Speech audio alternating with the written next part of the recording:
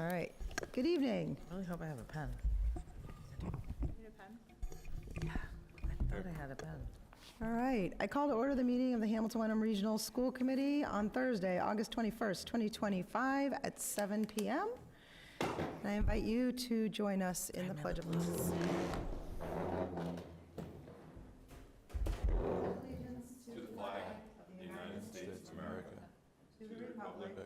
Stands one nation, under God, indivisible, liberty and justice for all.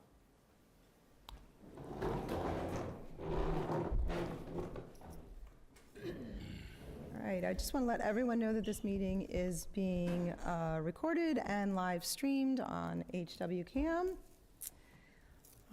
And I am going to look and see, Mr. Tracy, do we have anyone on Zoom who looks like they might want to offer a citizen comment? We do not. Is there anyone in the room who's going to offer a public comment? Looks like no. Okay. Seeing none, I will spare you all the rules about citizens' comments, and we'll move on. And comments are closed. Next up, I think, Jen, would you be willing to read a portion of the protocols? Sure. Thank you. As elected members of the Hamilton Wenham Regional School Committee, we, including the superintendent, accept the high honor and trust that has been placed in us to ensure that the students of the district receive the best education possible. To that end, we hereby commit to the following in the conduct of our business. 1, members of the committee will make no independent commitments or take any independent actions that relate to the school district. When school committee members attend meetings of other committees or boards, they will speak as individuals. They may only speak for the committee when designated to represent the committee. Thank you. Next up, Megan, would you be willing to read a portion of the mission statement? Sure. The Hamilton Wenham Regional School District School Committee's mission is to ensure our schools create graduates with a passion for lifelong learning, together with the critical skills needed to maximize their potential. The Hamilton Wenham Regional School Committee will lead and inspire a district that attracts and retains high-quality educators by acknowledging and respecting their expertise and professionalism. Thank you. Next up is the consent agenda. Does anyone have any items that they would like to hold from the consent agenda? I have one. I would like to hold voucher number 4153. Julia, that's on the second page. It says electric bus next to it. Got it. I'll get it. I move that the Hamilton Wenham Regional School Committee accept the consent agenda, except for voucher 4153. Second. Second by Amy Kunberger. All those in favor? So that is unanimous of the 6 members present, and the motion passes. I should just clarify, I should have said for our new members, that the consent agenda, there is no discussion on the consent agenda, which is why I held the one item, so that we can discuss it. Julia, can you start us off with a motion on the one that was held? What's the motion? Oh, can we start with a motion to approve the one that was held? 4153. I move that we approve voucher number 4153 as presented in the agenda. Second. Seconded by Amy Kunberger. I just held this, I was really just curious. Hi, Vinny. I was just curious, typically, if you look at the agenda, we don't, I don't know why it was singled out to say electric bus next to it, I didn't. It was just one of our larger warrants, It so I is, wanted in to just fact. signify and notify everyone that that was for the electric EPA grant. All right. It was more informational. Yep, no, I just wanted to make sure there wasn't something about it that I needed to know more about it than No. that. Just letting you know that we've dispersed most of the grant. Okay, yeah, so and that's, right, the grant has flowed through. Correct. Excellent. Most of it. Most of it. Anybody else have any other questions? Discussion? All right. Looks like we are ready to vote. All those in favor? That is unanimous of the 6 members present. And the motion passes. Thank you. Okay.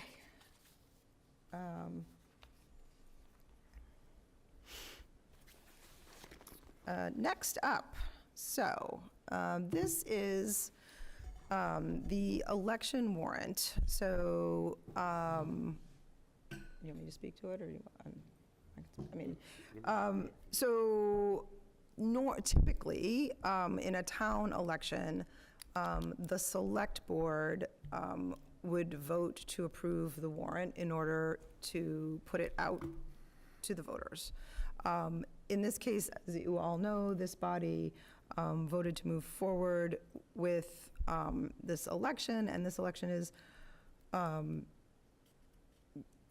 being run by the committee, and so it's a little bit different. And so instead of the select board, it needs to be this body that approves the warrant.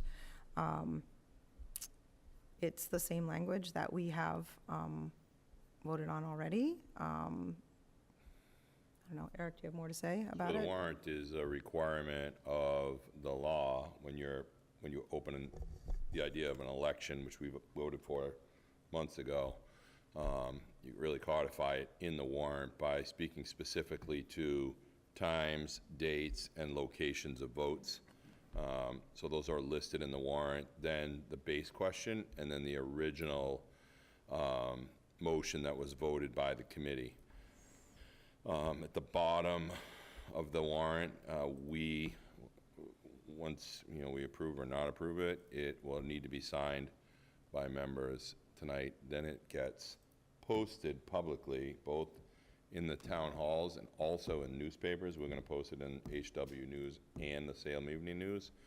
That is also a requirement of the law. So we're just following the law, and as our attorneys have outlined it for us. Do you want a motion? Yeah, let's start with the motion. I move that the Hamilton Wenham Regional School District approve the election warrant as listed in the agenda. Second. Second by Jen Carr. Let's start with that. Does anyone have any questions? I have, go ahead, Jen. Yep. Will this be advertised on the district website, or can we not put it on the district website? Good question. So we wanted to know that answer ourselves, so we talked with our attorney, and they feel like we can post it on the district website because it's much more of a public place. Okay. The restrictions that we run into are mostly related to me as the paid employee of the district. I'm not, I can't run an open forum, I can't do anything like that, but we can, because the towns also put it on their websites, they've already started that process. We'll do this.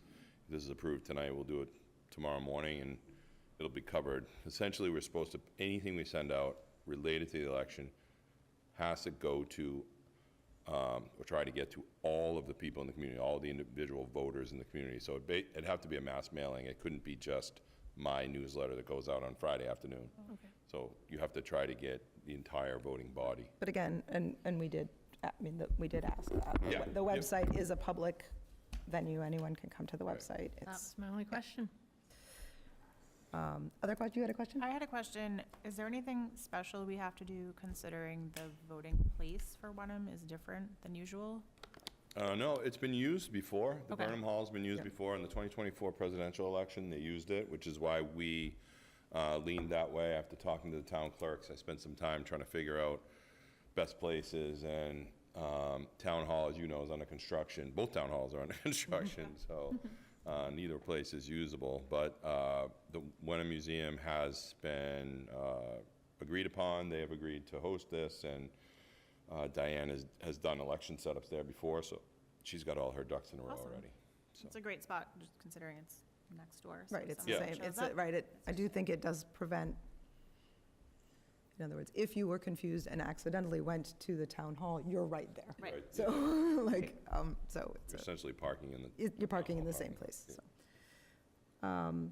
Okay, any further discussion? Just one other thing that I want to ask as a question, just because I think it's unusual. The reason for the time, the 12 to 8, is due to the Mass State law, not our decision, correct? That is correct. The law is very specific, that it needs to be consecutive 8 hours. Well, actually, not less than 4. Oh, right, not correct. more than Not 8. more than 8. Not less than Right, 4, not more than 8. Right, not more than, correct. We could have, although I cannot imagine why someone would choose to have fewer hours, but you could have. Yeah. But, Okay, just wanted to, We tried to overlap day Day and parts. evening, yeah. yes. Cool. Okay. Plus a substantial setup, that's one of the other things. We need to give room on both sides for setup and breakdown, because I've learned so much about elections, like what goes where and who takes what where and where it gets locked up, so there's substantial setup and breakdown after, before and after. Okay, and just so the committee knows, this vote does require a two-thirds vote, so five votes would be a pass. All right, anybody else have any questions? Okay, looks like we're ready to vote. All those in favor? That is unanimous of the 6 members present, and the motion passes. Can I say one thing? Would we like to just sign it now? We really need to sign it. We don't want people to leave Yeah. without signing it. We could, don't forget. I think there's no reason we can't sign, right? We'll pass it around with a pen. I mean, I just don't want to forget, that's all. You mean drive off and then have to drive But back? exactly, mostly that's Be exactly knocking. right. I didn't really want to be driving to people's houses. And text Jen No, frantically, it's 6 come a.m. back. No. That's what I did last time. Can I use this pen? Let's just Mine's- pass it with the mine's pen. green. You need another Mine pen? is I purple. have more. So I used that one. Great. All right, do we want to take a pause while everyone's Sure. passing? I don't think it will take too long. Pen that isn't green. Oh, yeah, let's pass the pen with it, or unless, A regular pen. yeah.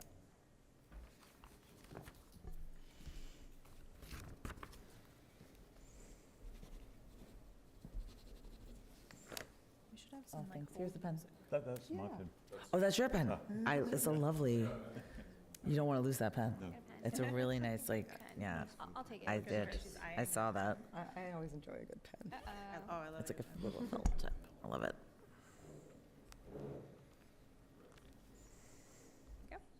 Thank you. Thank you. I do, but it's not working, of course.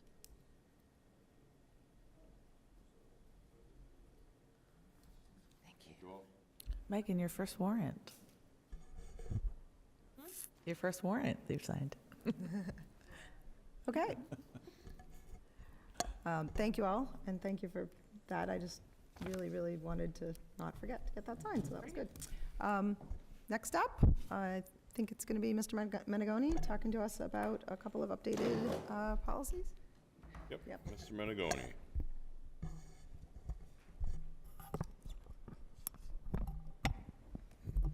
Good evening, everyone. I have 3 additional updates to the student handbook for the coming school year. 2 are new and relatively simple. The third one is an update to an update that probably will require a little bit more explanation.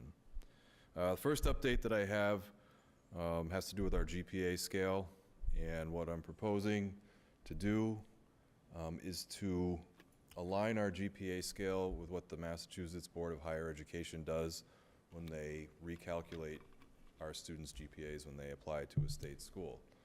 And you can see what that proposed scale is. For each of our 3 levels, you can see them represented there. If a student earns an A in a college prep level class, they would get a 4.0 for that particular class. In honors, it would be 4.5, and AP a 5.0. If you look to the left-hand side, you can see that currently it would be a 4.0, and then honors and AP are both weighted an additional 0.3. There's some history there to explain why that was. Really had to do with getting rid of another level that no longer exists, CP2, and kind of trying to align things and make them a little bit more fair. However, just in thinking about this over time and talking with students and parents, I think that having a GPA scale that, first of all, makes some sense that it's aligned with our State Board of Higher Education, but also, just considering what our students look like to colleges. Now, colleges typically recalculate GPAs anyways, but just thinking that if our own internal GPA gives a student a little bit of a better chance to fit into that bucket of students who are going to get a little bit extra consideration at whatever college they apply to, it would make sense to just go ahead and do that, because honestly, internally, it doesn't impact us at all if we have one GPA scale or the other. But I do think it's a good idea to have it aligned with what our State Board of Higher Ed does, and also just, I think, puts our kids in a better position outside of school. I did check to make sure ahead of time that changing it like this won't cause a gigantic churn near the top end of the class, just because we are changing it after some kids have already been here for 3 years. That was not the case, so every kid has kind of remained in place. Now, these changes would apply to all 4 grades that will be in the high school this year, and also retroactively applying the new GPA scale to all courses that have already been taken at the high school as well.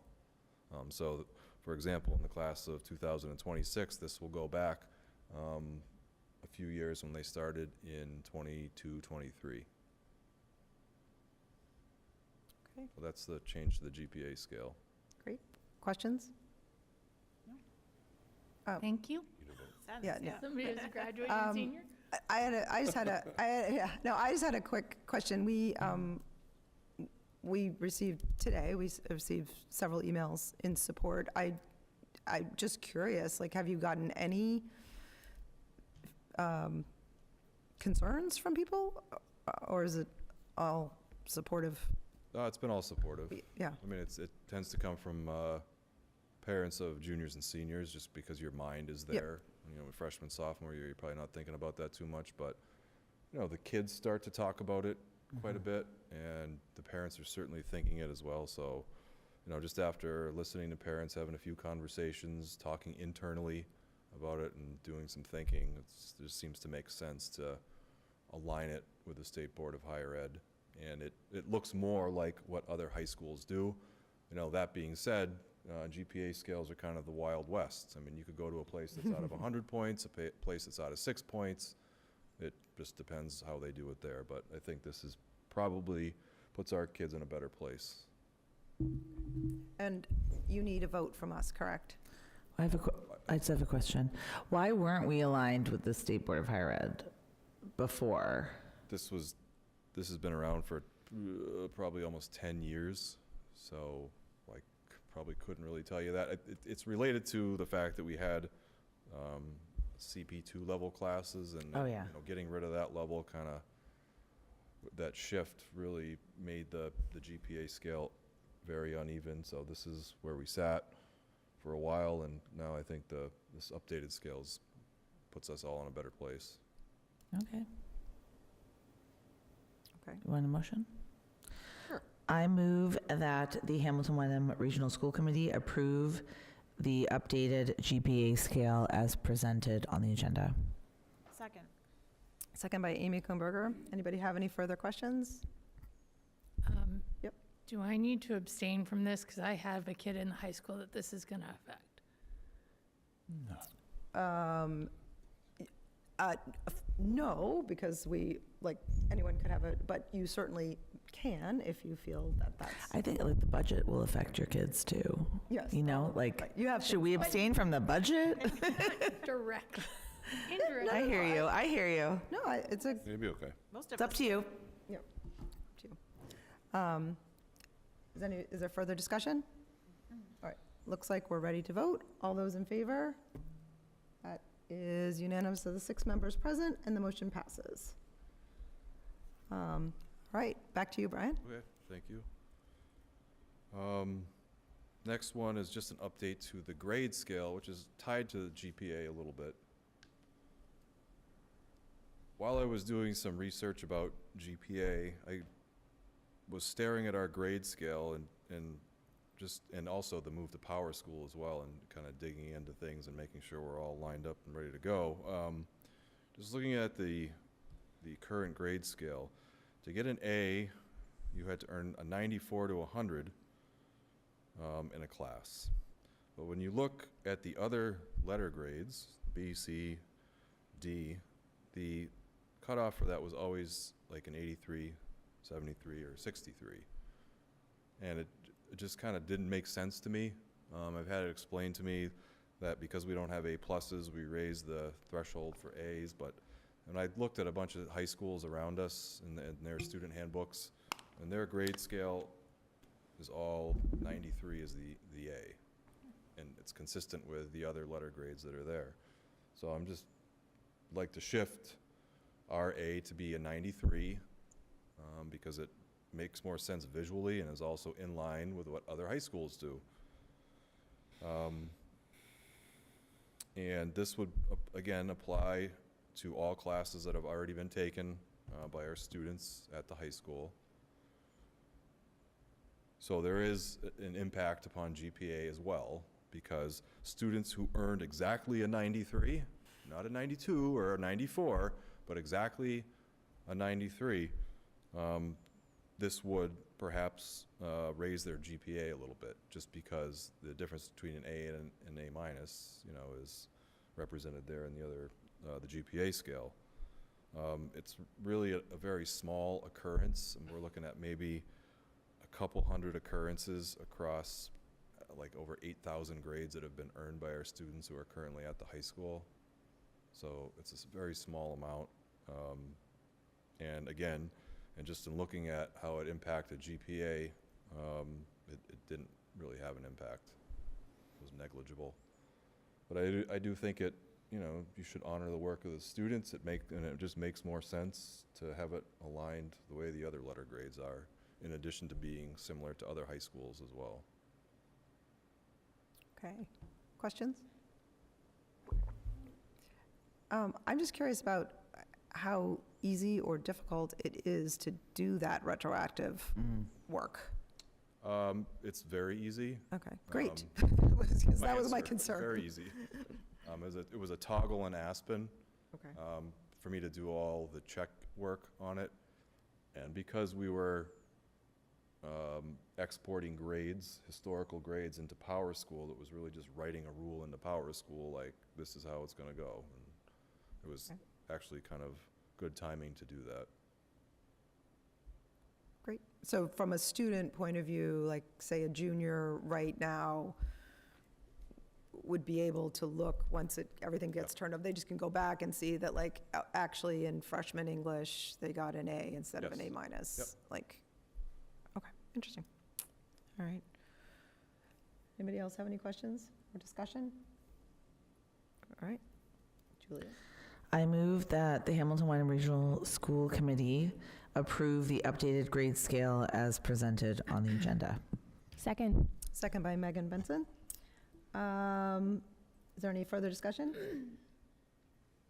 All right, all those in favor? That is unanimous of the 6 members present, and the motion passes. Okay, one more, Mr. Menegoni. Okay, this one is more complicated and will require additional school committee deliberation about this because it is tied to a policy. Back in June, I had proposed changing the language in the student handbook around the competency determination. In order to earn a high school diploma in the state of Massachusetts, students need to pass not only local graduation requirements, but also meet the competency determination. Prior to the vote in November, students earn the competency determination by earning passing scores on the ELA, math, and science tests. Once that was voted out, it was left up to districts to show how students met the competency determination. And that was really the guidance that was given, because that part of earning a diploma in Massachusetts was not removed. The competency determination was not voted out. Just you can't use MCAS anymore as the measure. So back in June, I proposed that students could meet the competency determination by passing the following courses: English 10, geometry, and biology. Since that time, though, we've received a couple of updates, additional guidance. We also have a new commissioner in place. My reading of the most recent guidance, okay, I think it gave a little bit more specificity to courses that students need to pass, but also added an additional dimension to it. as well. So really, what I'm proposing is that we have an interim competency determination requirement for the class of 2026. And it's important because these kids are seniors and they need to know their standing for earning a diploma for us, as the school year starts. So what I'm saying is that the students in the class of 2026 who have not yet earned their competency determination as of January 3rd, 2025, because a large number of students had met it because they passed MCAS before it was voted out as being able to be used to meet the CD requirement. Okay, but for students who have not yet met it, they will need to show that they have passed 2 English courses, which you have to do anyways. They will need to show that they have passed Algebra 1 and Geometry, which you have to do anyways, because those are our 2 first courses. You will need to show that you have passed either biology, chemistry, or physics, one of those 3 science classes. Now, the additional dimension that was added that I hadn't seen before was students need to show mastery in these subject areas. And the guidance that we have, and Mr. Tracy could correct me if I'm wrong, but the guidance, as I read it, says that students need to successfully complete, according to our grading policy, end-of-course assessments in math and ELA, science, in those courses that I've named. Or you could also do a portfolio, or it says equivalent, whatever that may mean. So prior to this, there was no mention of mastery necessarily. Now there is, and they're also pretty specific about it being tied to some sort of assessment. And I think this is important because we need to review students in class of 2026 who had not met competency determination through MCAS, where their standing is with respect to grades or passing classes, and also grades that they've received on assessments as well. Additionally, the class of 2027, I know it's a little bit beyond the scope of what I'm talking about here, they're going to add in history becoming part of the competency determination as well, U.S. history. Now, DESE has said that all districts must submit a final CD policy by December 31st, 2025.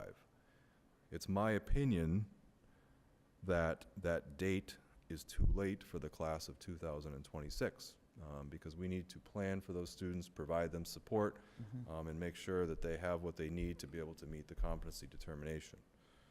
December 31st, 2025, putting a policy into place by then is going to require a lot of work, on the high school's part, but also on the committee's part as well. And I'm sure there's going to be more guidance coming out that could pull us in a different direction as well. But I think having a submission due almost halfway through the school year really is something that should apply to the class of 2027 and beyond. That's my reading of everything, and that's what I would propose. Okay. Questions? I know I have a lot of them. Go ahead. I think my question is this is not a policy, these are recommendations for us to create a policy?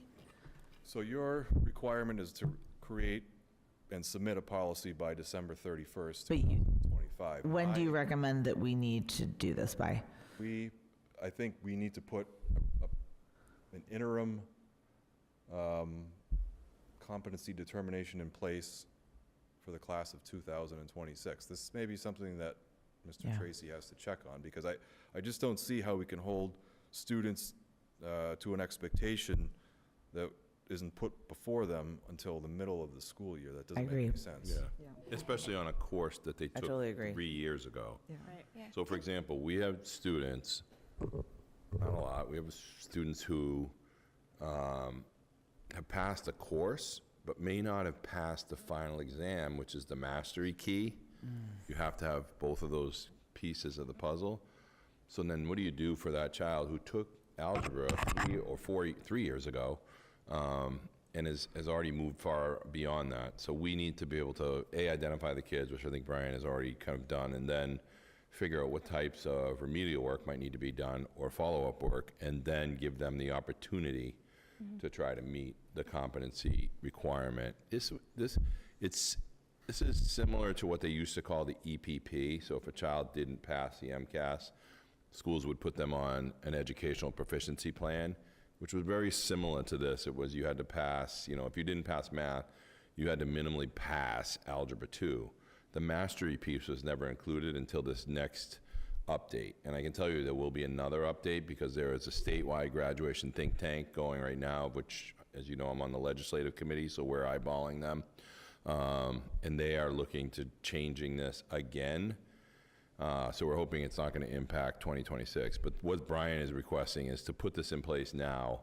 Then I will take that information, bring it back to the committee to develop the policy with the understanding that we'll probably have to rewrite the policy at least one more time after rewriting it this fall. So I have one more question. So getting rid of the MCAS requirement, which I was opposed to getting rid of that, sorry. That just creates this kind of wild west of every school district is kind of scrambling to create this competency determination for their own districts. And now we are expected to create this before the school year so that we can give a roadmap to students that we think might not be on track. Is that what's going on? Okay. Yeah. You could wait and do the policy, but I think Brian and I I talked a don't lot think about that's this. fair. I agree. We I don't spent a think lot of that's time fair. talking about the kids who need that time. Yeah. They've already picked a schedule for their senior year, so now we have to figure out where that fits and then how they can meet the requirements. And we Almost have like some that was a ideas, bad but idea. it's still an interesting place for the state to put kids in when when the courses were taken 2 and 3 years ago. Seriously. Other questions? Megan, do you have a question? So I don't want to disclose information that might sort of call out students specifically, but in general, can you give us is it appropriate to tell us approximately how many students in the class of 2026 fall into this category? And again, if that's not an appropriate question, it's okay not to answer that. It's definitely more than we are used to. Okay. Yeah. And that's because, That's because of, Many factors. yeah, many factors, but a lot of it comes down to passing end of course assessments, like because they didn't pass MCAS. so in other words, in the past, if they didn't pass the MCAS, they were able to pass the course, but now if you pass the course by doing the coursework, but not by passing the final exam, Right, now you right. fall into a new bucket. Yeah, correct, exactly. Okay. So I just want to share, because maybe other people are, I'm not quite following. What you're asking for tonight would look, I understand, we're looking for ultimately a policy for the class of 2027 and beyond. Correct, That's one thing. yes. And I think that seems doable because we have a little bit more time with them. But you're looking right now for us, I'm not quite clear on what you're looking for the class of 2026. So it's those bullet points right there for students in the class of 2026 who have not earned the CD as of January 3, 2025. It's what Mr. Tracy just Yeah, highlighted. no, I guess, I'm sorry, I didn't make that. I'm not sure what we're looking for from us. Are we looking for us to say this would be an interim policy that we're adopting? You- What are we looking for? That's you- what I'm asking. The first version of this was in the Yep. original handbook Yep. that you approved. This would replace what's currently in the handbook. I guess that's what I'm And we looking would for. So you're call it- looking to replace that in We the would, handbook. we would still call it interim because it's going to change again. Hopefully not for the class of 2026, but the state is still adamant that the governor and Department of Education are doing two different things. They're not on the same page with this. So the governor did not want to wait and created a graduation think tank. That group is still doing work related to this that could change the outcome. So we just need something in place that we can publish in the handbook to all of our families that will outline exactly what they need to do, those kids who haven't obtained competency determination. And it'll also give us an idea of what we have to do and across the school year to make sure the kids meet the requirements. I guess I have another question. So you want to vote on the interim policy for the class of 2026 with the stipulation that we will revisit it for 2027? I think we just have to wait to see what the state's gonna do For 2027. for 20, yeah. Okay. Plus. So it's like the handbook, we review it every year. It's a policy we're going to review every Right. year. Okay. Right.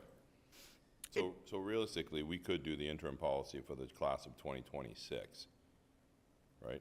And could we lean think so, yeah. back? Oh, sorry, go ahead. Well, I guess, and this is more, I guess, more debate than question, but I'm wondering about a student in the class of 27, right? Is, if, like, we want to give them as much information as they Yeah, can agreed. also. I mean, it's breaking my heart to think about a student in the class of 26 not having all the information to make sure that they have everything that they need in order, I mean, like, Now. good to have as much information as you can so that you can try to get this done. But at the same time, if you're sitting in the class of 27, you want to know what the expectation is for you as well. Like, it's, Yeah. 27's just, would. I it would be a understand it's likely to surprise. change, right? Right, I it's get, likely to like, change again. we could adopt this just as the interim policy without a year on it, but we would all know that the chances are that for the class of 27, it's going to change. So Right. I don't know if that's helpful or I think, hurtful. I think my recommendation would be adopt it as it's presented here. Knowing that we all know it's more than likely gonna change, but that gives Brian and his team the ability to get to these two groups of kids and families. Because this will be a surprise for families, to, you know, if you're a junior in high school and all of a sudden, by the way, your US history course counts towards graduation and along with all the other components of that. So it's interesting. They almost matched what they were trying to do with MCAS, because I think the 27 would have been the group that would have seen the US history MCAS requirement come in right around this time, so. Yeah, I think if people are comfortable, approve what's being presented now, knowing that Brian will be back again, and it's really for the handbook. And what I will do is work with the policy committee to get this documented so we can submit it to the state. We actually have to submit the district policy to the state once it's complete. So we'll have some work to do in the fall, and then prepare for it to change again in the next handbook update. Do you want a motion and then debate, or? Yeah. Yeah, sure. Okay. I move that the Hamilton Wenham Regional School Committee approve the interim updated competency determination policy for the class of 2026 as presented in the agenda. Second. Second by Jen Carr. Okay. Any other discussion or questions? I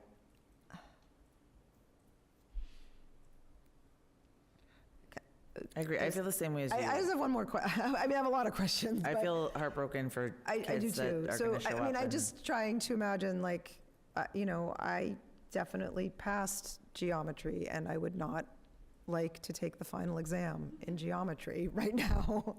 Like, you know, I just, that's a difficult thing to do. I guess I'm concerned about, I guess I hope I feel reassured from you, it sounds like, that if someone really is in that situation where they would have to take a math test from a course that they took 3 years prior, that there are other ways that they could, like you said, there are other ways to demonstrate mastery other than just taking the final exam. Yeah, well, that's part of the language there. Yeah, It says no, or equivalent. Yeah, and I see also- it. I'm just At the bottom, it also nervous says, about it. students who don't meet the above may appeal to the principal as well. I mean, the idea is for students to show that they've mastered the standards. And The end-of-course assessment is something that the state identified pretty clearly as being one of those things. However, there can be other assessments, which is where the or equivalent comes in. Yeah. And so we do have curriculum leaders who can step in and help maybe design another assessment that would show students' mastery of those standards, instead of having to go back and take the exact same final exam from 3 years ago or whatever it is. Okay. Other questions? I don't think so. So All right. complicated. Yes, very complicated. All right. Looks like we're ready to vote. Yep. All right, all those in favor? That is unanimous of the 5 members present, and the motion passes. Thank you. Okay, thank you. And we'll look forward to hearing more about the class of 2027 and what the state has to say. All right. We want to take a quick pause. Okay. Yeah, we might just take we're just going to take like a 2-minute quick recess.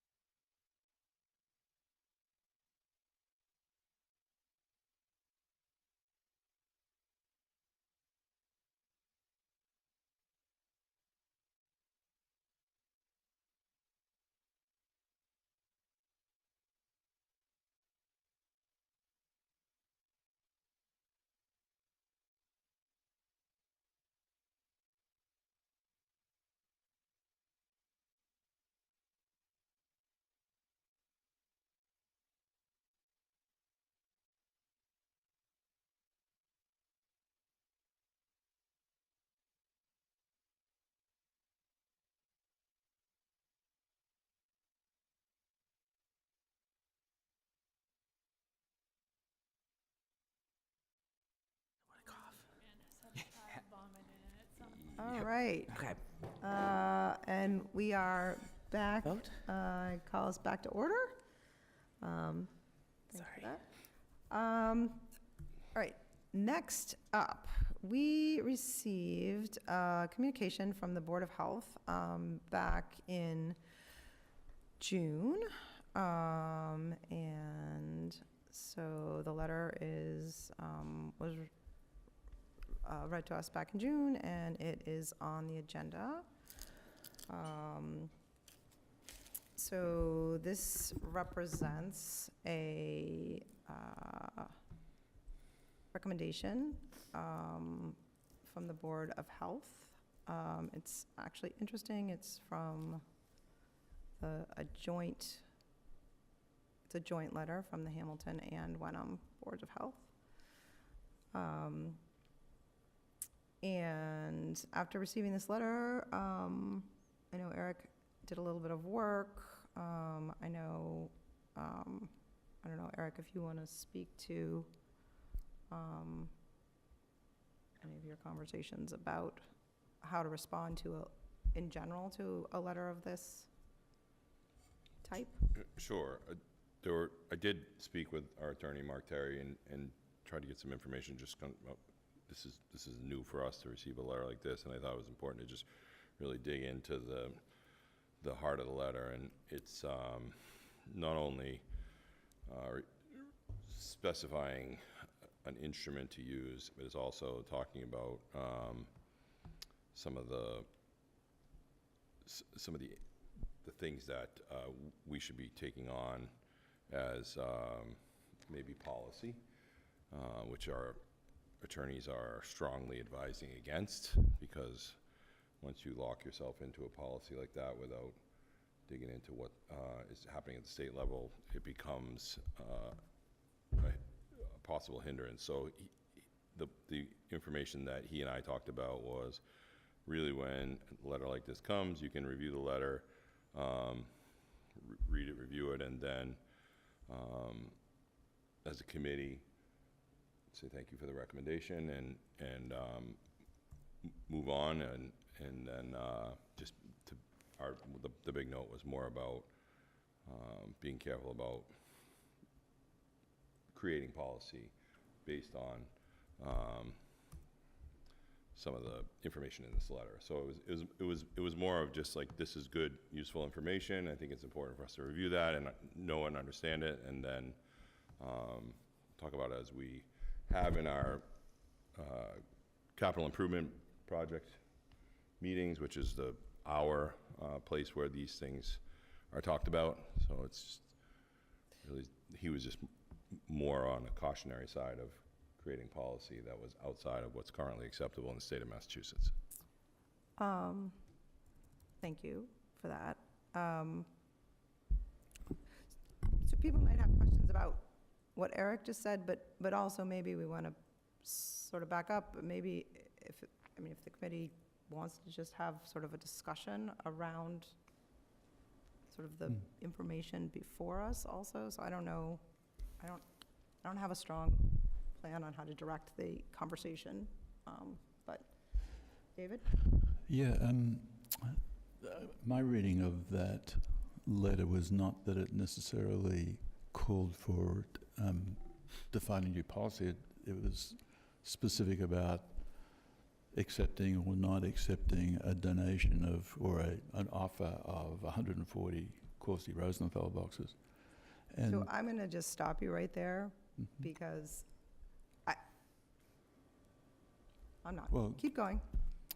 And to that end, I've done a little bit of calculations.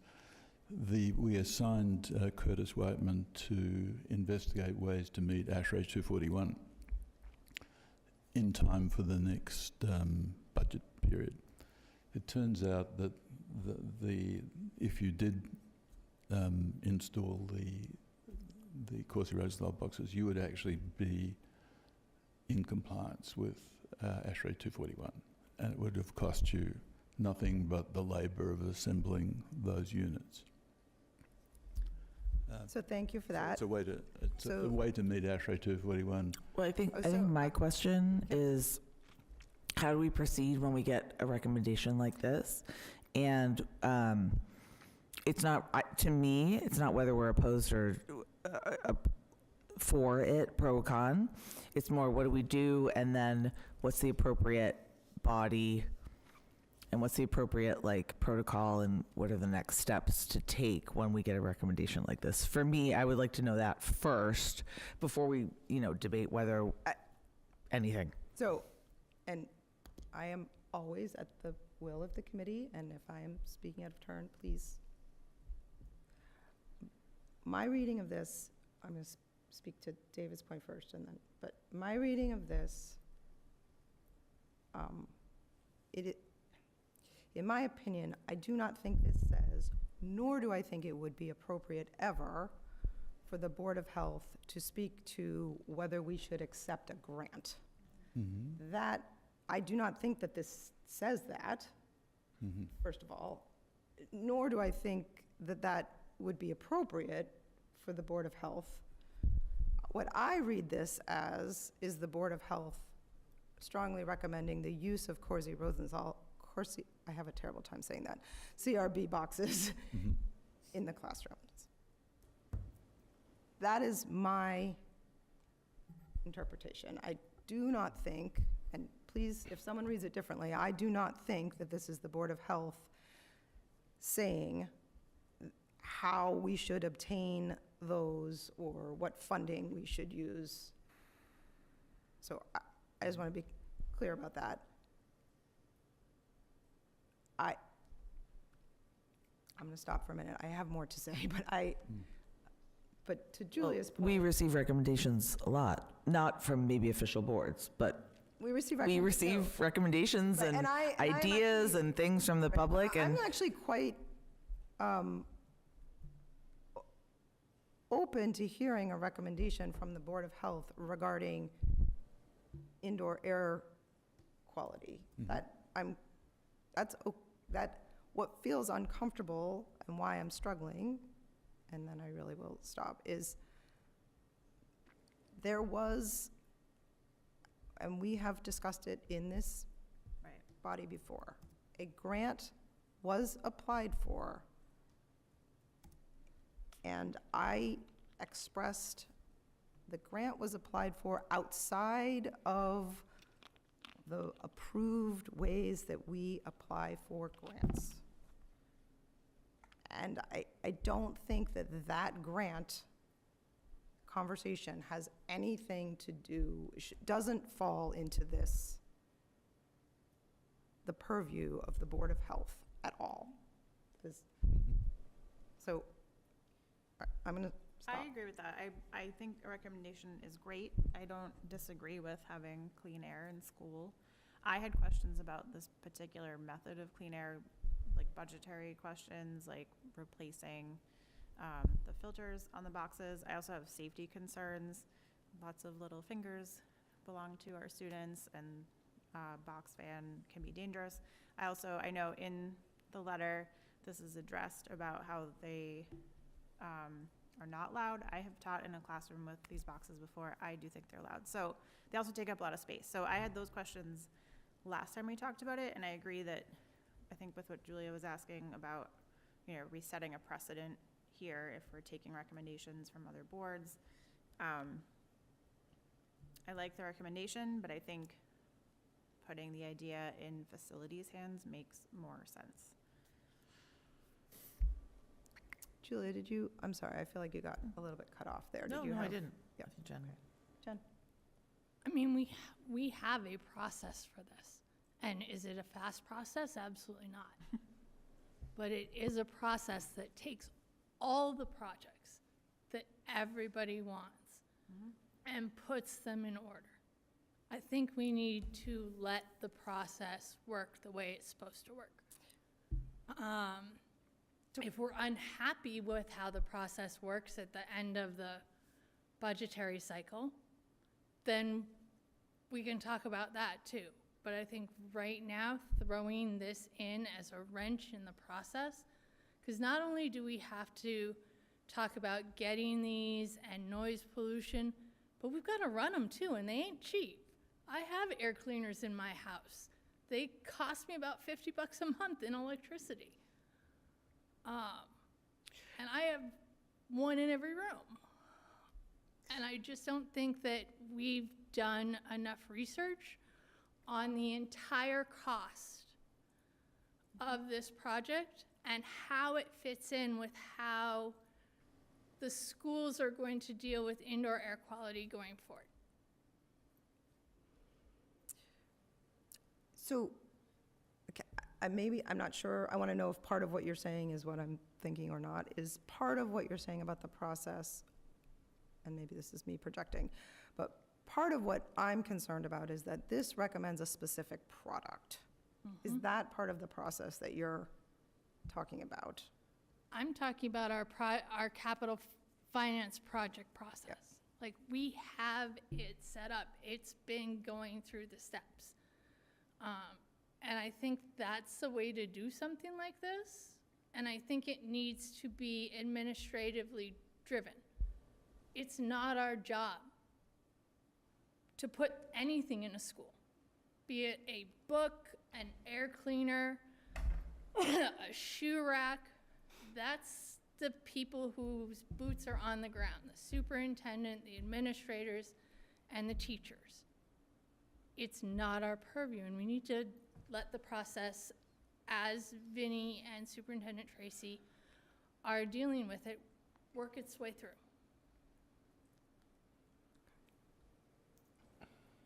Other people? I mean, I'm new. I wasn't here for any previous discussions, so I guess I had questions related to the operational costs of running them, installation costs, and then at this point, right, it's, August 21st, school starts September 2nd. Would it be able, would there be it's not going to happen before September 2nd at this point. Would there be, so I had those kinds of questions. So I do think timing-wise, I think that it's not specified a time here. So I think yeah, that's, I think that part of it. I don't know, other people want to respond to that? I think What- it's really about like, to me, and I try not to get emotionally invested in things. Like I try not to, but I think it's more about when we get a recommendation, what do we do with it?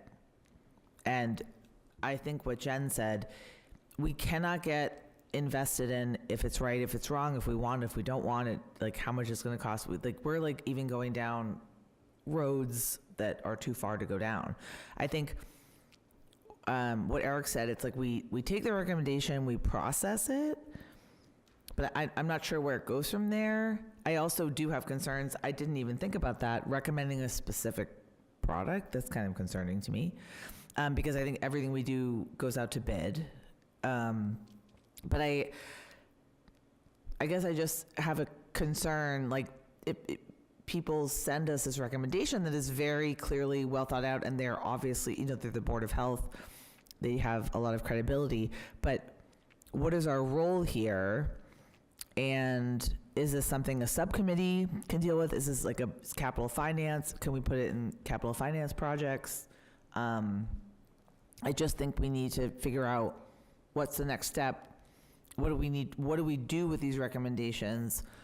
I don't really have the answer, but that's for me the main question. It's really not, is it good, is it bad? Like obviously air quality is good, Yeah. right?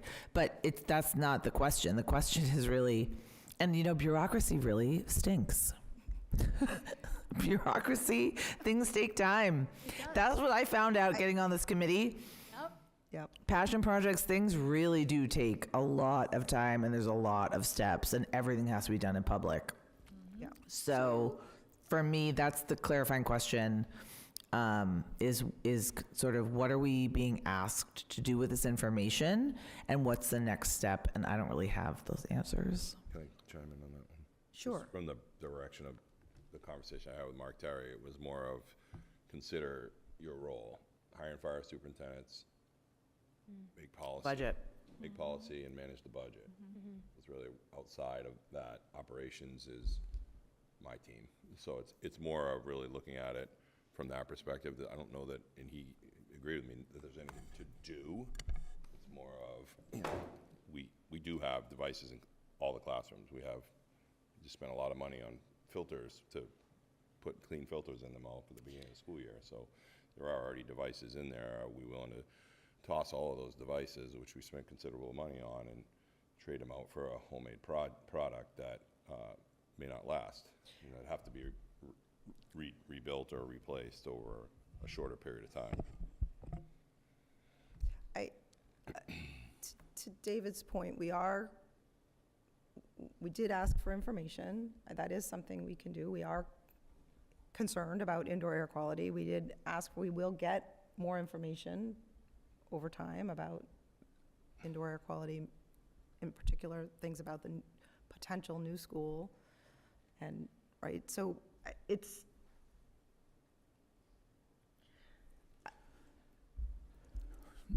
Can I just make a point to Eric's point Please. here? That the state of Connecticut, for example, has provided one of these kits for every single classroom. that is inaccurate. That's not true.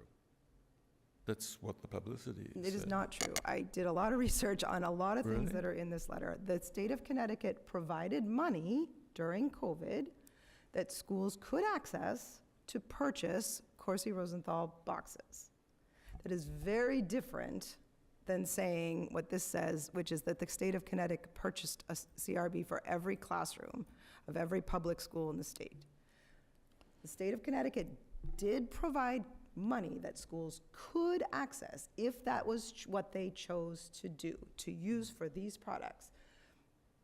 And that is really, to be honest, it is where I am coming from. I am really struggling with this because the idea that we want, as a body, we want to promote clean air for our children is something that I really value. At the same time, I am really struggling because the way that this letter came to be presented to us was not, in my view, did not go through the proper channels, was not handled correctly, and some of the information in this letter is incorrect. And so I am really struggling with what I believe to be, I really genuinely do believe, good intentions on the part of everyone involved. Like, I really do believe that everyone involved has good intentions, that they want clean air for our children. I really do believe that. At the same time, I think process and procedure and rules are important. And we did not get this letter, you know, and I don't want to beat a dead horse, but this letter came about because a member of our committee serves on our committee and on the Board of Health. And when it didn't get, the ideas didn't get accepted here, they got taken to the Board of Health to get it done in a different way. And I'm uncomfortable with that. And I've been That's not talking. about indoor air quality. Well, I've been talking a lot.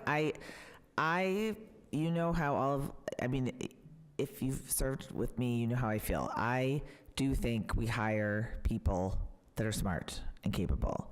And to me, this could fit into a district goal where, you know, when we're talking about district goals of having safe and healthy schools, and I just see my role as taking this information and saying, wow, this is kind of interesting, like, and passing it on to someone and say, research it and see what you can do with it, and then come back to us with a recommendation. Because for me, this is not my specialty, and I don't need to be a specialist in this. I need to hire and fire the superintendent, manage the budget, oversee the policies. So I think for me, I know that is very clear. But I know it gets kind of muddied. That's just me, and I'd love to hear from other people. To some extent agree, and to some extent I would maybe disagree to say, I feel like Eric just answered, the district made a Yes. different decision. Yes. They didn't get CRB boxes. Right. Instead, they got the MERV filters for all the classrooms. They took an action that, they did that work. We They're- tasked them with an issue, they made a decision. Correct, and they made a decision, that's what they did. Just like, as my example, that in the state of Connecticut, some classrooms chose to go this way, but not every single classroom did. We have assigned Curtis to look for the ways to comply with ASHRAE 241. He, you know, this is one way that he could put in amongst the various options that he looks at. We asked him to get a quote. Right, that was the ask that we had voted on in the There's more, spring. you know, there's multiple ways to meet ASHRAE 241. This just We happens didn't to ask be. him to meet that, we asked him to get a quote. To on ex- what- Yes, how much to that work would out what the cost, yeah. cost would be.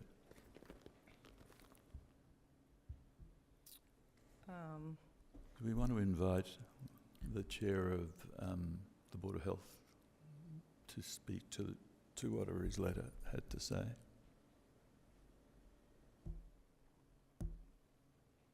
I mean, I think that's setting a dangerous precedent if we let a member of a board speak no, outside the period no, of public comment. I will say, to just full transparency, David, who's here, did say, do you think, you know, we need you? And I said, you're welcome to come. I said, I feel like the information is here. This is hard. Like, it's hard because I know I've said a lot of things about this letter, but I think the letter is clear. I'm not confused about what the Board of Health is asking. I will leave it to the committee. I take your point, Jen. I don't think we need a vote. I don't know that it sets a precedent. I think, Just my concern. Yep, because no, it's a valid- everybody asks us to respond to them. yeah, no. Yeah, then it could be the was- board of something. Yeah, I mean, while I don't necessarily feel personally like we necessarily need to hear from the chair, I don't think it would be inappropriate to hear from the chair. I think it would be fine. So if the committee would like to hear from the chair, that's something I'm completely comfortable with, but I'm open to hearing different ideas. I don't have questions. Right, I I don't don't have have a question. questions. I'm not, but I'm open to that. I don't think there's any reason. Feel really stuck, but David, what do you think would be what are we missing?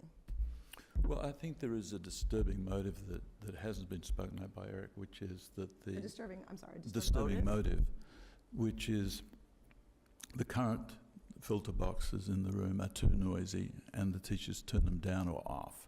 So they're not effective. But even at their best capacity, they don't meet ASHRAE 241.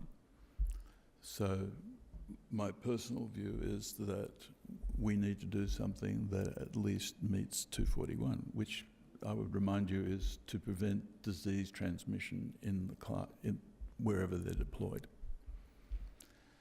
So what's the best way to get there? I don't know. Maybe it's through the Capital Finance Committee. Maybe it's just having some homework done by Curtis as to what the options are and what their relative costs are, and then making a cost-benefit decision. But I feel like they did that. Don't you think they did? No. This committee assigned The time those Curtis. filter We assigned them to do that, and I just feel like we need to have faith in the people we're hiring.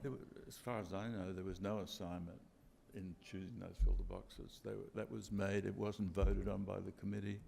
But I don't think that's our job to vote on you're- specific boxes. you're Our job absolute- is to vote on assigning someone to do something, and then, I don't think there was any Correct. assignment either. No, but you're both correct, right? You're both correct, that, David, you're correct. Like, the committee did not vote on specific products. And Julie is also correct that we didn't vote on it because it's operational. So like, in the same way that we are not voting on what products like they should use MacBooks to or clean the Chromebooks floor, or, we're not we're voting not. on that.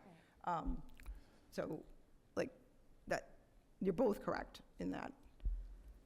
But I don't think it was assigned as a goal either, the clean air goal. In fact, there was a lot of resistance to even discussing clean air at the time. So, and it should be a goal, in my view.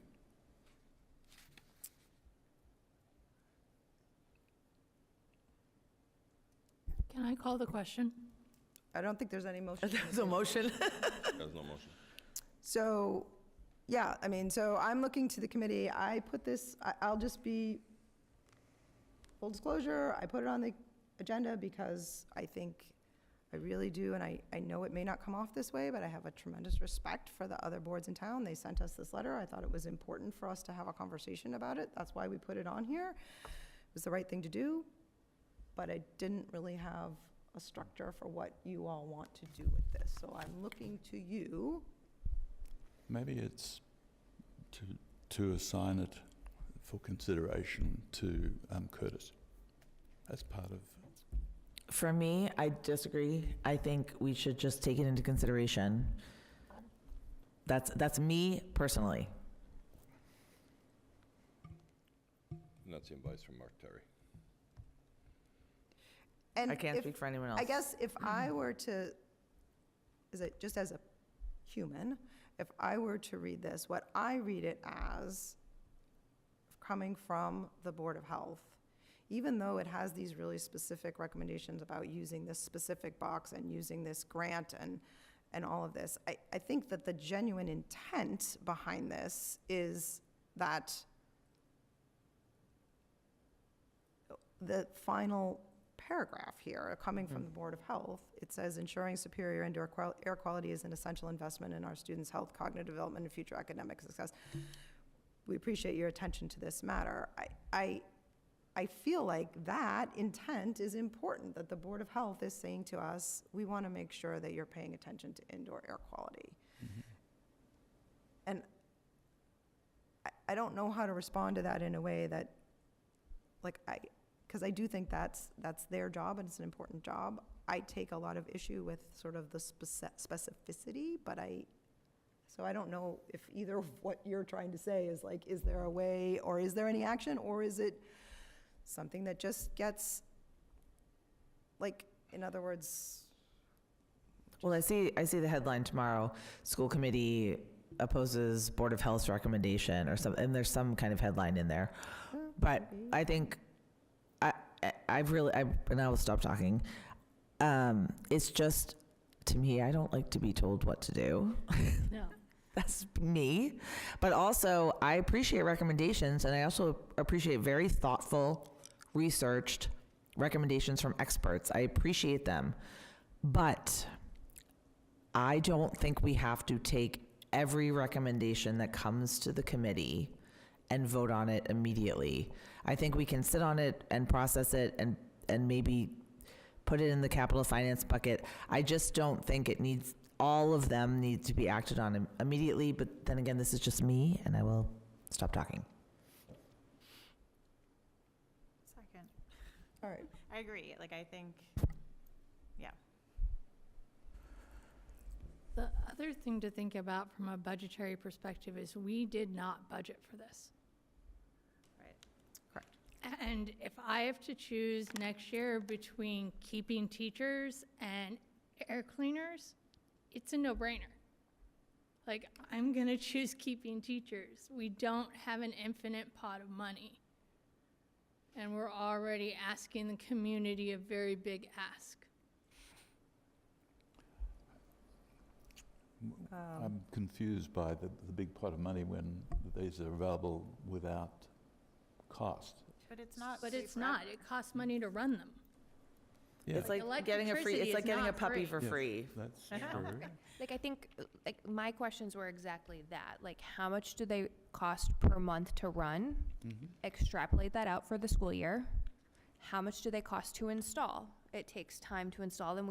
I'm assuming we have to take out the existing air purifiers and install these. So that's purely where I was coming from. I appreciate your perspective, Julia, right? As I'm new and I'm learning, like, is No, that I love even a that, like role? numbers, Is it numbers, a- numbers. Yeah. Same, yeah. And so that's where I was coming from. And if it's not budgeted for next year, and I We don't, haven't done the budget for next year yet. Yeah. so- well, right, or if It's it's not not, budgeted for this year. sorry, this school year coming up. I think that was Jen's point about there Yeah. being a process, that the conversation could take place In, now. Yes. If, like, yeah. in other words, that is that is an appropriate conversation for next year's budget. Right, yeah. And the filters only last 6, 8, 10 months, so. One school year. Yeah, No, not quite. So, that's a considerable cost, times the amount of filters per box, times the Right. amount of rooms per. That adds up. right, and, I We have mean, to I did plan. watch, I'm sure a lot of you did, I watched a lot, in the past, I've watched, because we've been hearing about this for quite a while, I've watched the videos on how to build it and how to take it apart and it takes some time, and there are a lot of, so there are costs that are labor costs, right? And I understand that some of that could be, so they're just considerations, that's all. I don't think we need to get into the minutia of, But I think it's just an important point that, like, it sounds a certain way on paper, it sounds good, it's free, we all want clean air, great, but there's considerations that say, like, we didn't think about, and we installed all these, and then we're like, oh my gosh, we have to replace all these filters, so who's gonna put all these together? It's loud. My kid got their finger stuck in the fan, like, those things, that's why we're here, right, is to sort of anticipate what can happen down the road, so that's why I kind of dug into the minutia. all right, I usually like to have sort of, but I I'm don't know not how to sure end it, we're yeah. going anywhere. Does anyone have anything? I think what I heard Megan say, just you need more information, potentially for a future year budget ask. That's what I heard you say. Yeah. I mean, it's not in the budget for this year. So is it reasonable to say that one of the many things that would get discussed that this is a recommendation from another local board? It would get discussed, I guess, as part of the,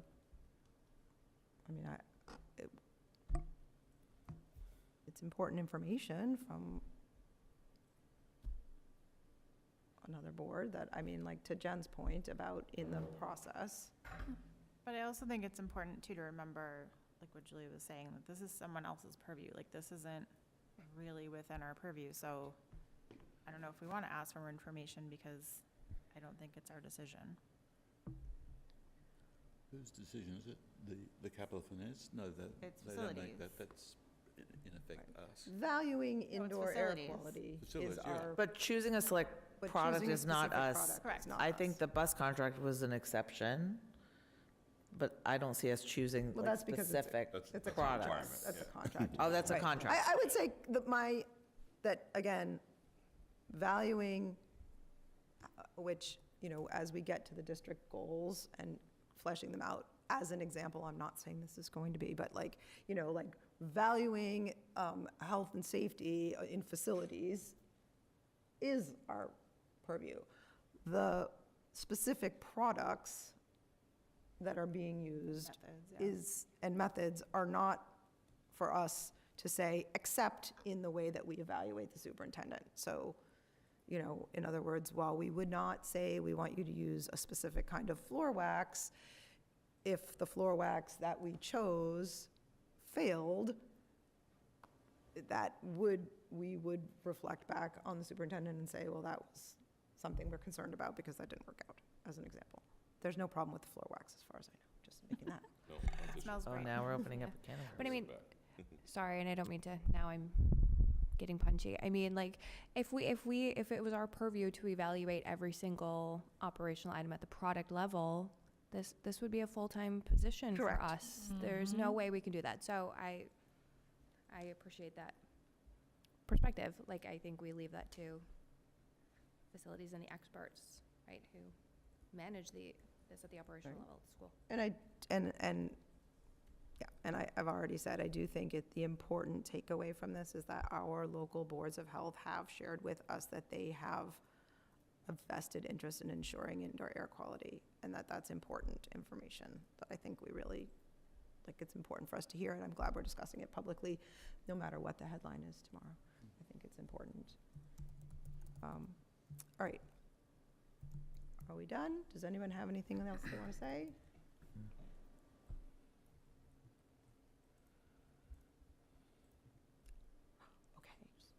Okay.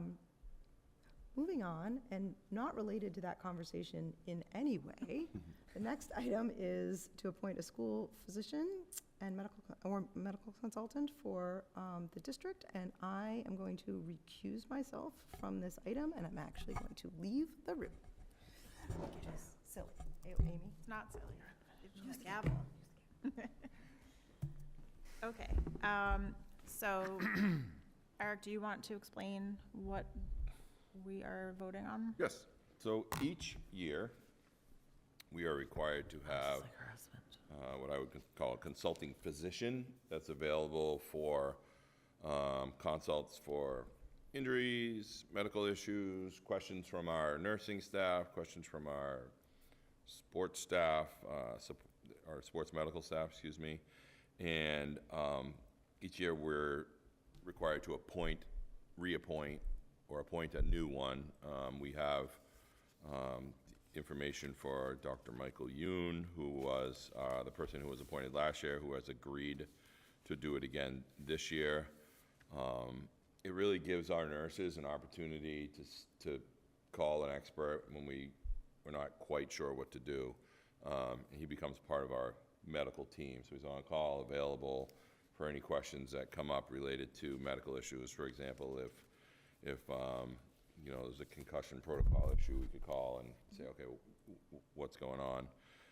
So this is just a follow-up to last year. We approved this same individual last year. He's been great for us and is willing to consider doing it again this year if the committee is willing to reappoint.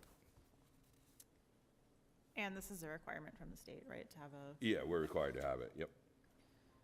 Do you want a motion? motion would be cool. I move that we approve the school physician medical consultant Michael Yoon as presented in the agenda.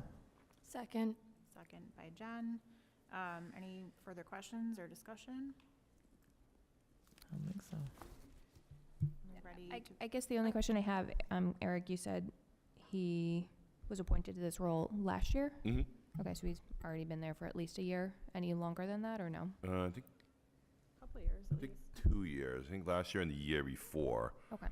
Previous to that, there was a different individual who retired and recommended this individual to us.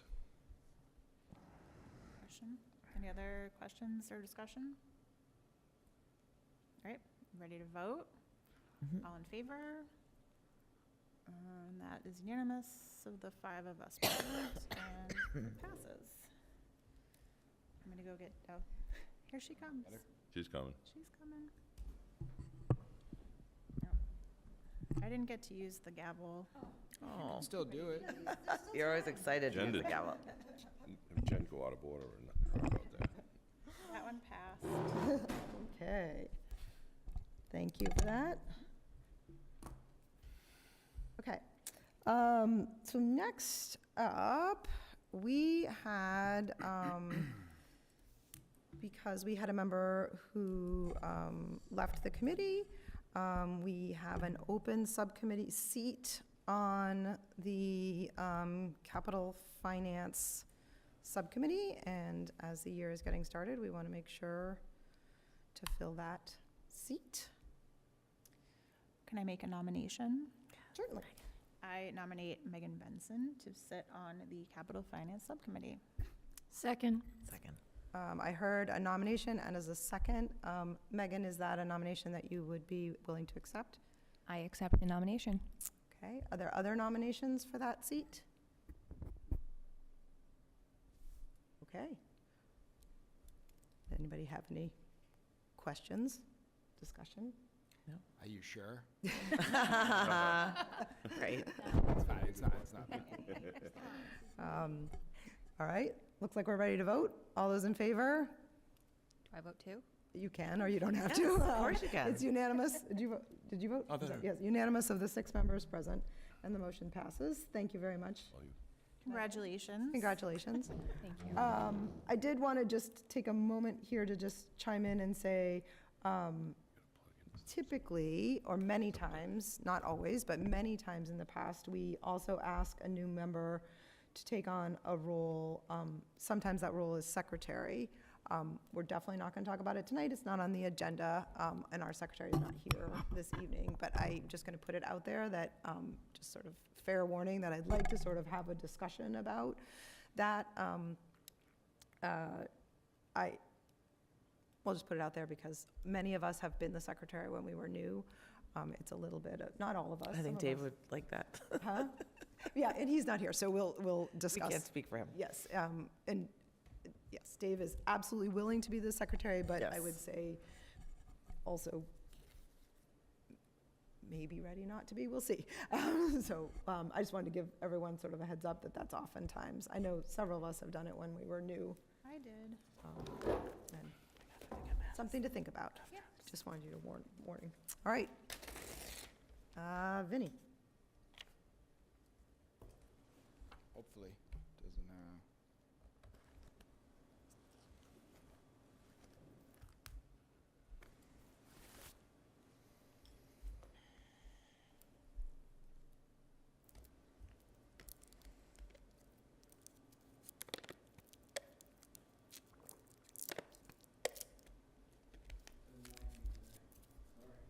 Oh, no. There you go. Not you.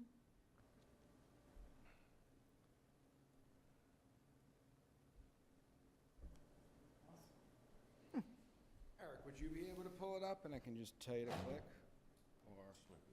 Or you got some height to tell me?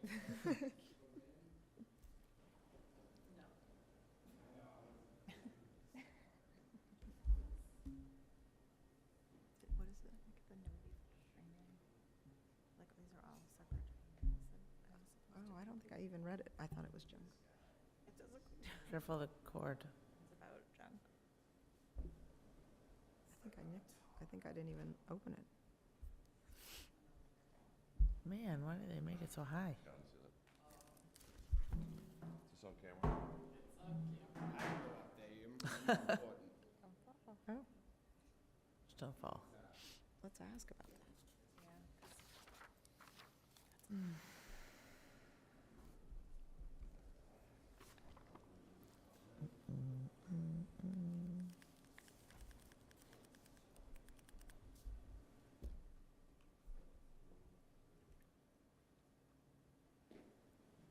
Try it again. Turns blue.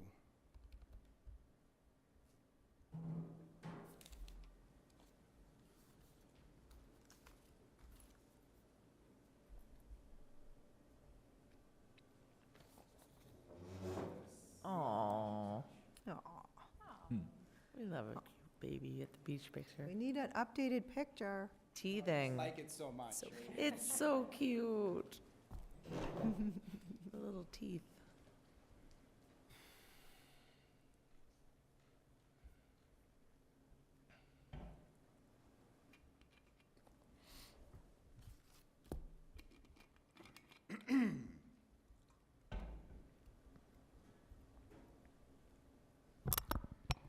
Okay, thank you for letting me present tonight. We are here to review our FY25 year-end actual expenditure balances as of June 30th, 2025. So the district ended fiscal '25 in a fairly well position. We ended with approximately $107,000 left over at the end of the year. When you build a budget, your goal is to be as accurate as possible. So the best outcome would be exactly zero if you look at it from a budget perspective. But to be honest, I'm a finance guy, a money guy. I really like when it's a bigger value. We get to reinvest some of that money into capital in the next year or help us out with the next budget. But in theory, the closer you get to zero is the more accurate you were when building the budget. Comparatively, we have not ended this close to zero in the past 6 years. The last time we were close to that was at the end of FY19, when we ended, I believe, just around $10,000, which is a little too close for my comfort. But nonetheless, this is as close as we've gotten in the past 6 years. Before I dive a little bit into the numbers, I always like to explain how the presentation works. This one is a little different than my normal quarterly forecast updates in the fact that this is the year end, so there's another section. So it's broken down into 3 major sections. The first section is the variance between what I predicted in quarter 3 to what we actually ended with. The second section is the total difference, budget to actual. So what's the difference from what we approved in February of 2024 to how we ended on June 30th, 2025. And then the last section, just like my forecast, is the complete detail broken out by school location, and then furthermore broken out by the 11 DESI categories. So to start off, you're viewing now the summary by location or department. So this is all of our 5 schools, plus our major district-wide departments. You can see that we ended the year, again, with a $107,000 balance distributed out into these categories. This is that same financial information, just broken down by DESI category.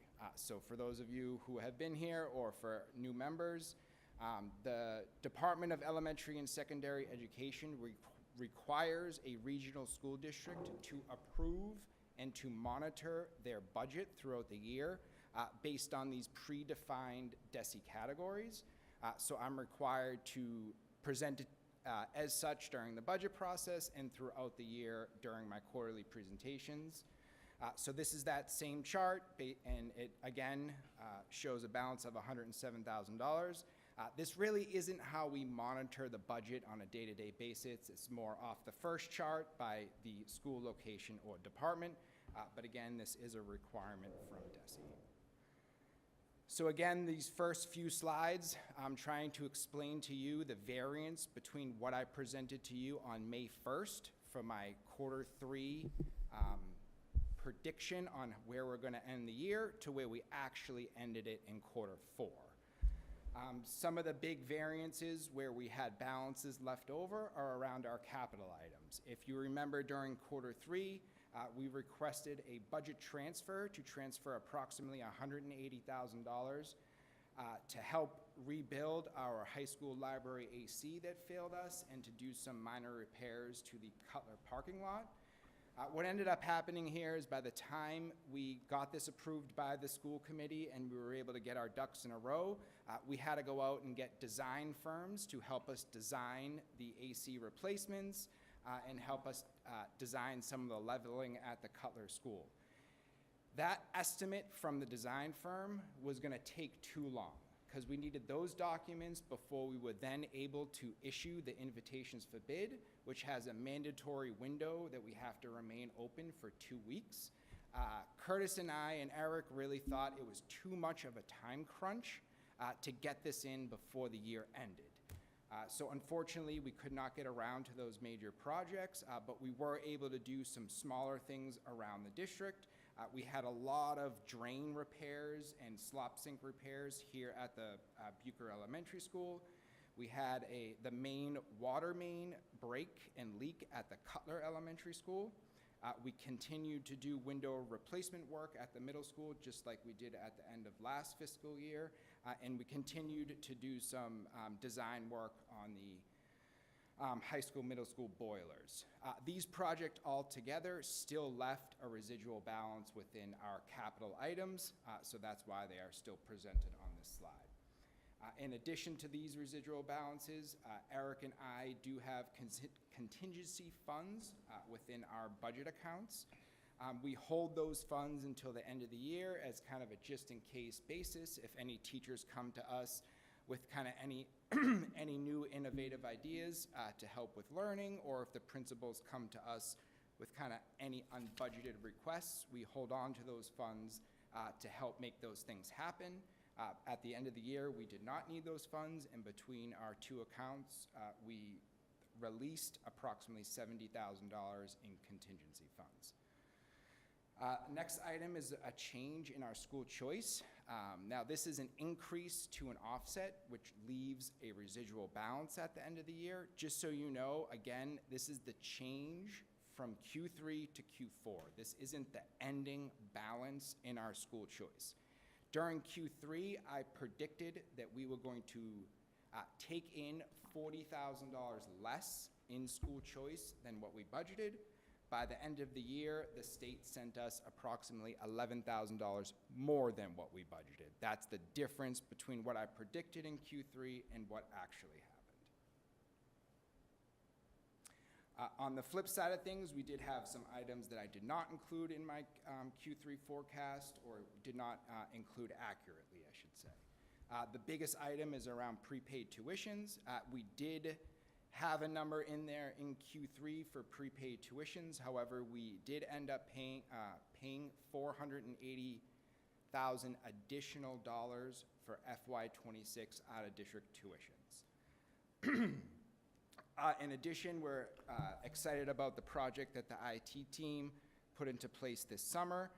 They went through, are still in the process of changing it all out, but they went through and changed our entire phone system to be classroom E911 ready, which means, you know, from a basic level, if before this happened, if a teacher or someone in the building picked up the phone and called 911, the emergency response would show up to the front door and have to find out where they need to go. Now with this new E911 system, when the emergency response shows up, they know exactly what room that phone call came from. They get not a detailed map of the building, but I would say a generic map of the building, so when they come to the front door, they know that if they have to go left or right, depending on where that phone call came from. So it will reduce the time required for an emergency response to get to wherever the emergency is in the building. So that's something we're definitely excited about to enhance our security and our emergency response across the district. In addition, we were able to purchase a 15-passenger fan that we are going to use to help reduce the cost of the athletic event transportations that will ultimately lower the user fee needed for our athletic participants. In addition, at the end of the year, we did order a lot of new Chromebooks and iPads to help replenish our dwindling supply as some of our equipment is aged out, because we bought a lot of these items during COVID, roughly 5 years ago, which is just about the useful life of a lot of these products. So this is a summary chart of all the changes between Q3 and Q4. I really only highlighted on kind of the highest three and lowest three. As you can see down at the bottom here, there's a difference of $300,000. This represents the difference in my forecast. So when I presented to you on May 1st, I predicted that we were going to have roughly $407,000 left at the end of the year. As you saw on the previous slides, it ended up being roughly $107,000, a difference of approximately $300,000. Now, this next section, as I told you a minute ago, is the difference between our original budget that we passed in February of 2024 to how we actually ended the year. Again, I took the highest three and lowest three to discuss. In terms of savings and balances, at the end of FY24, the school committee authorized me to prepay FY25 tuitions. We did that to the tune of approximately $1.3 million. Just to stay on prepaid tuitions, we also did the same at the end of FY25 for FY26 tuitions. That was approximately $1.4 million. So when you net the two together, we did spend approximately $100,000 more in our prepaid tuitions for FY25. Going back to our savings, the second biggest ticket item is health insurance. If you go back to my Q2 and Q3 forecast, I talk a lot more in detail on where this balance comes from. Tonight, I'm kind of just going to do a high-level view. Health insurance has a few moving parts. The biggest one, I would say, is around our premium rate increase. So if you rewind back about a year and a half ago, I met with Harvard Pilgrim, our insurance carrier, NFP, our insurance broker, and some insurance experts in the arena. All of them were telling me plan for double-digit premium rate increases. So when we built our FY25 budget, I included a premium rate increase of 10%. If you fast forward from that point about 6 months, I then went and negotiated the premium rate increase with Harvard Pilgrim. We settled on a 4.9% increase, which was much better than a lot of our peers in the area. This reduction of roughly 5% had savings of just under $200,000. So just that 5% premium rate increase alone counts for nearly a third of our savings. In addition, when we go to build our when we go to build any budget, when we set our health insurance, we look at exactly who is enrolled on a certain date and then budget appropriately for the following year based on who's enrolled and what plans they have. But if there are any vacant positions during that time, to cover the liability that could happen, I always budget a full health insurance cost for those vacant positions. I believe we had about 13 vacant positions at the time we set the 25 budget. Therefore, I included health insurance for all of those individuals. That alone was $277,000. So very quickly, do the numbers for health insurance add up to where this residual balance comes from. The third biggest item, like we have every year, is savings from vacancies.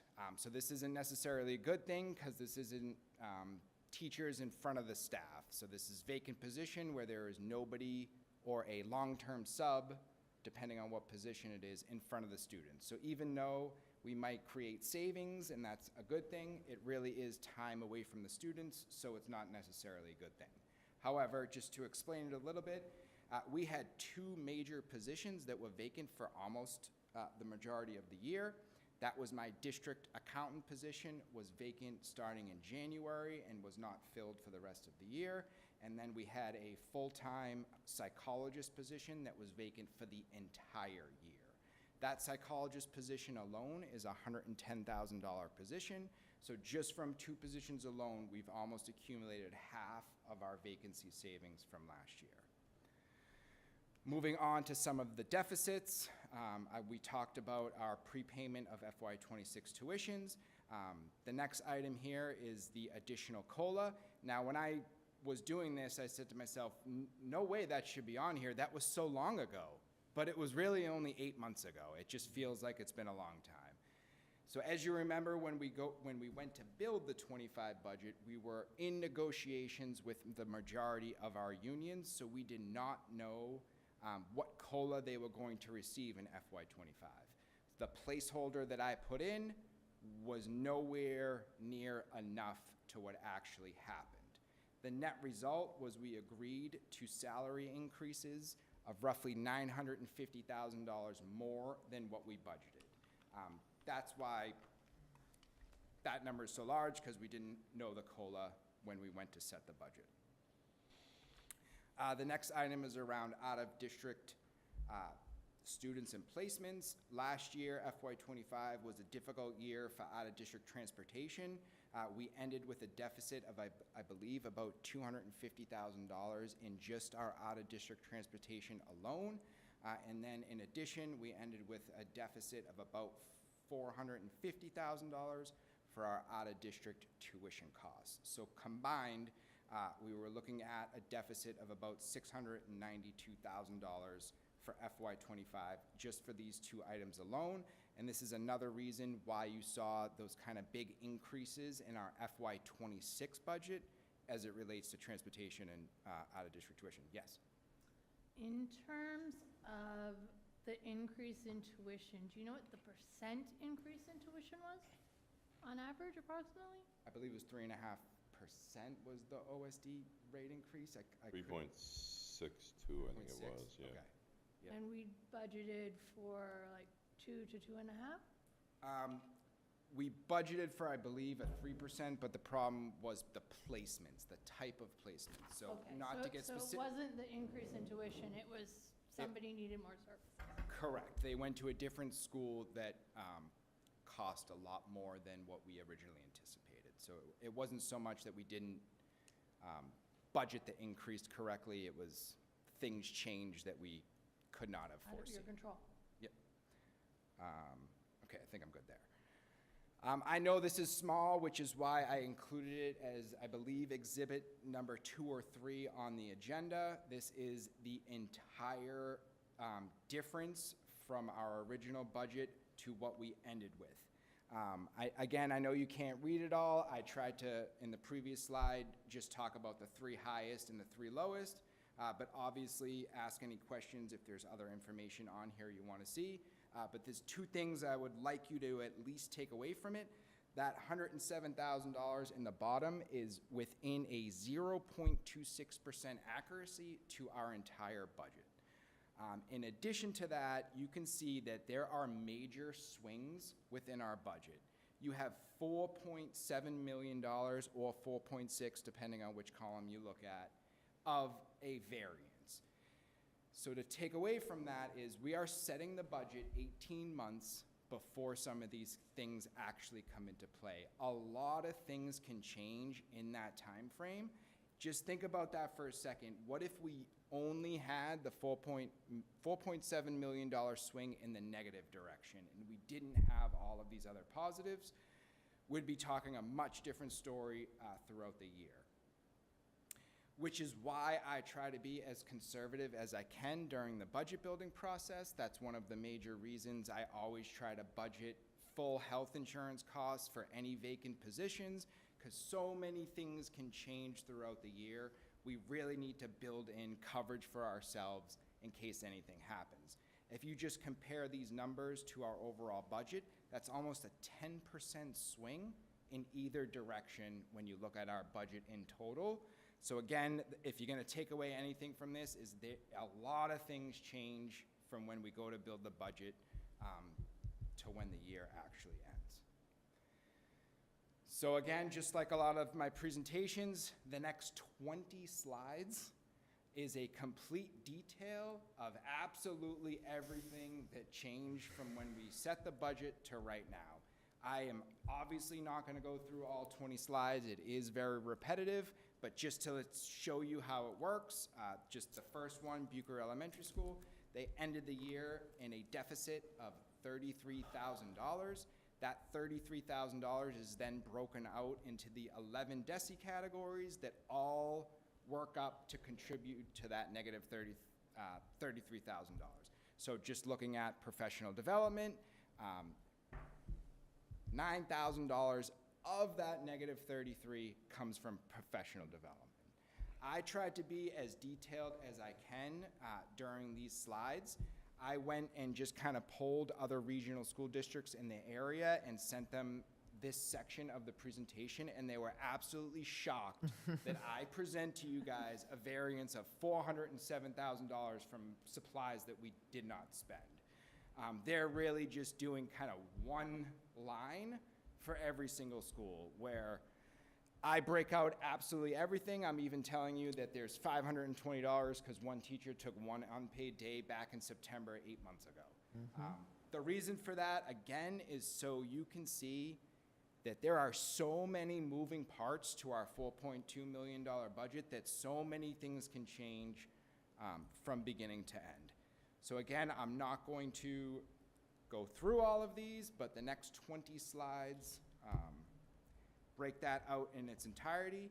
If obviously you have any questions about this, don't hesitate to ask. If tonight you go home and you take a second look at it, if a month from now you take another look at it, if you decide to look at this right before we do our FY27 budget, please don't hesitate to ask about any numbers on here. I've looked through every number on here from every single direction. I might not be able to answer you in 2 seconds, 6 months from now, what it means, but I can certainly hunt it down for you and get the information. So the last item for today is our transfers, once I get to it. So at the end of the year, we always do year-end transfers. So our auditors, our bond counsel, and our financial advisors have all warned us that our bond rating, they do not like to see negative balances at the end of the year, so they all recommend to us that we do budget transfers at the end of the year to kind of bail out these DESI categories. So just to go back to the DESI slide, you'll notice in the last one, there are 4 negative DESI categories.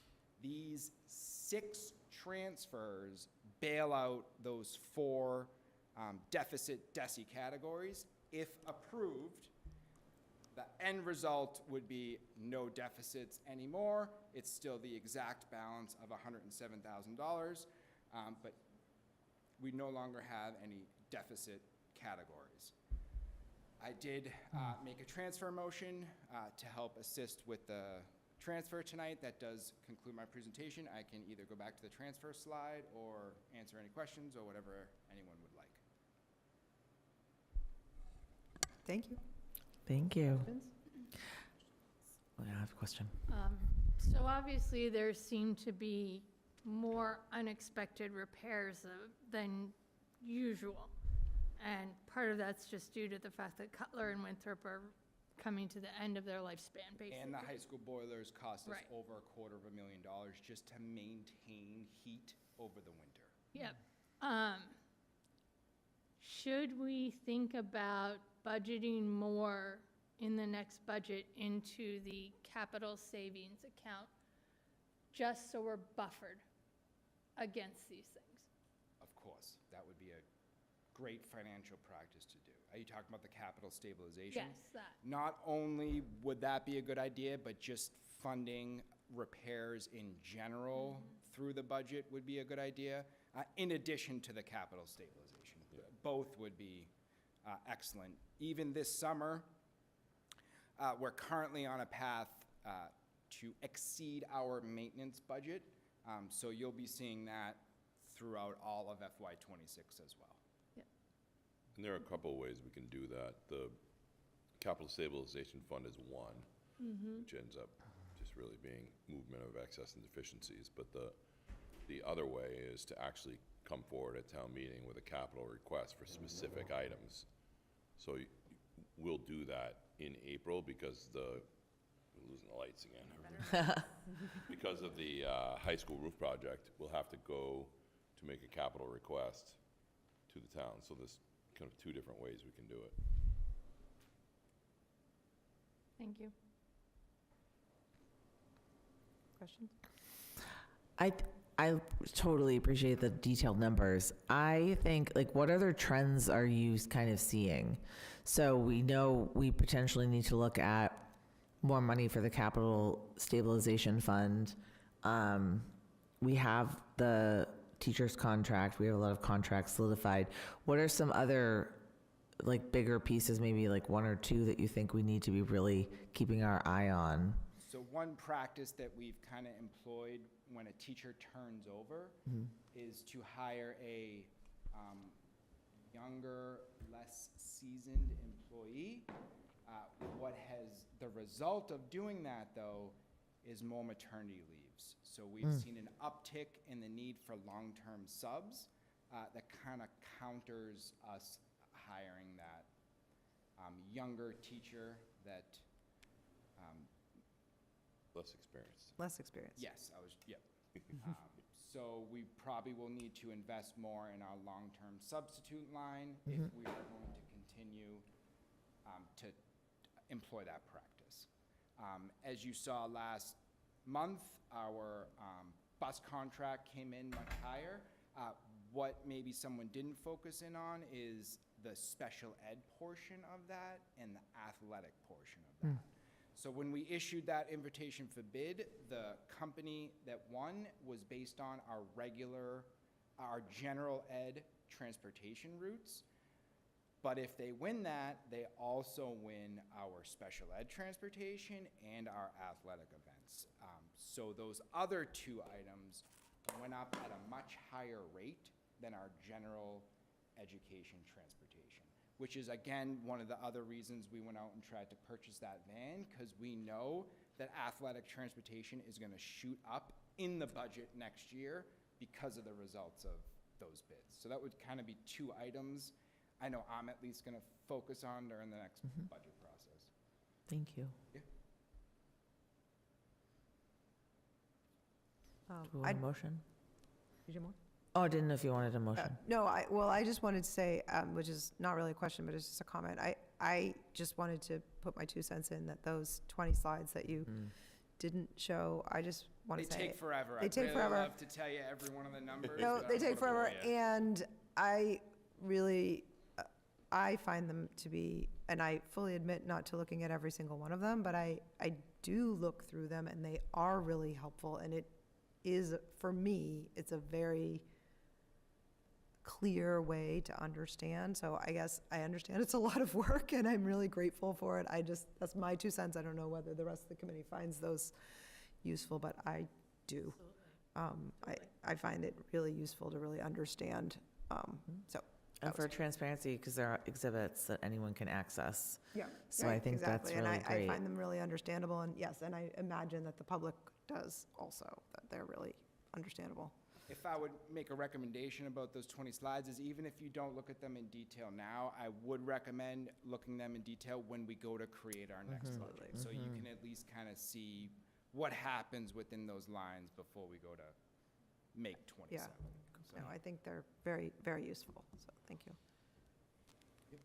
I move that the Hamilton Wenham Regional School Committee approves the FY25 operating expense budget transfers as recommended herein by the Assistant Superintendent of Finance and Administration, and as presented on the previous slide entitled FY25 Year-End Transfer Request. Second. Second by Jen Carr. Anybody have any questions or discussion about the transfer motion? All right, all those in favor? That is unanimous of the 6 members present, and the motion passes. Thank you, everyone. Thank you. Thank you, Vinny. Thank you for all of that.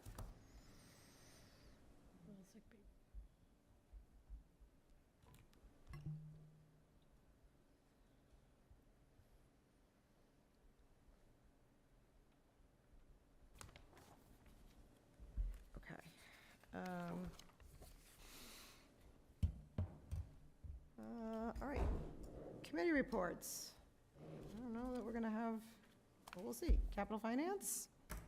So I sent out an email to find out when Vinny and Superintendent Tracy want to meet for our first capital finance meeting. And once they get back to me, I'll send it to Julia and, I'm sorry, I'm awful with names. Megan. Okay, great. Sounds like you've got some fun stuff to dig right into. Always. All right, policy. A little work to do. This is our second time bringing this to the full committee, and we're asking for a vote tonight on the wellness policy. All right, do you want to shout, what do you want to start with? Do you want to start off with a motion? Do you want to tell us about it? Do you want to? Yeah, there were no changes. The committee has already reviewed this in a previous meeting, the last meeting we had. Yeah. And as our policy dictates for policy, we review them twice publicly, and this is just a second review. So there's no changes that were made from the original reading. Sometimes there are, but not in this one. So you could just make a motion. I move that the Hamilton Wyndham Regional School Committee approve the policy ADF? Yep. ADF wellness policy as updated on the agenda. Second. Second by Amy Kumberger. Is there any further discussion on this? Just for edification, the reason we updated this policy was to match the state, right? Correct. Okay, we ready to vote? All right, all those in favor? That is unanimous of the 6 members present, and the motion passes. Thank you, Policy Subcommittee. And now, I'm going to ask about my cheat sheet. Yes. So we had planned to. Oh, I'm sorry, I should clarify for Megan, I'm Oh, sorry. yeah. A while ago, the committee had tasked policy with kind of doing a review of our policy so that, so, I don't know, you could say, in the meetings, I wanted a cheat sheet, we wanted a cheat sheet. It's about voting thresholds. So for some things, it's just a simple majority. Sometimes it's a 2/3 majority. And we just wanted a quick way to make sure we knew which ones were which so that we're not scrambling for like, ooh. Right, I don't even remember what happened, but we were in a situation Yeah. where I was like, does anyone know? How many votes do we need? And they're in the policies. So Dana tasks this policy subcommittee with finding all that language, which we have started on. We were planning on meeting after our workshop, which in hindsight was probably not the best plan, to just like get it together. So I sent out an email today to schedule our next meeting. At that meeting, we'll finalize it and then bring it to you. Great, And we'll vote on it. all right. Do we have to vote on it? I'm not sure, because I don't think it's an actual policy, it's sort of just a Tool. Reference. It's a It's a tool. reference, It's a it's a cheat sheet. reference document, It's a cheat but I sheet. think it would be useful to bring forward so that we have, it's just useful information. And it sounds like we have a lot of work to do within policy subcommittee. Coming up. So the email I sent out, I asked if anyone's available to meet next week, just because I know the 3 of us in there are teachers, and we might have some time next week. And then try to find like a standing time that we could meet however much we need to meet that December deadline. So see what people say. Okay. Negotiations chair is Dave Polito, he's not here. We don't really have anything now. Nothing new. Nothing now.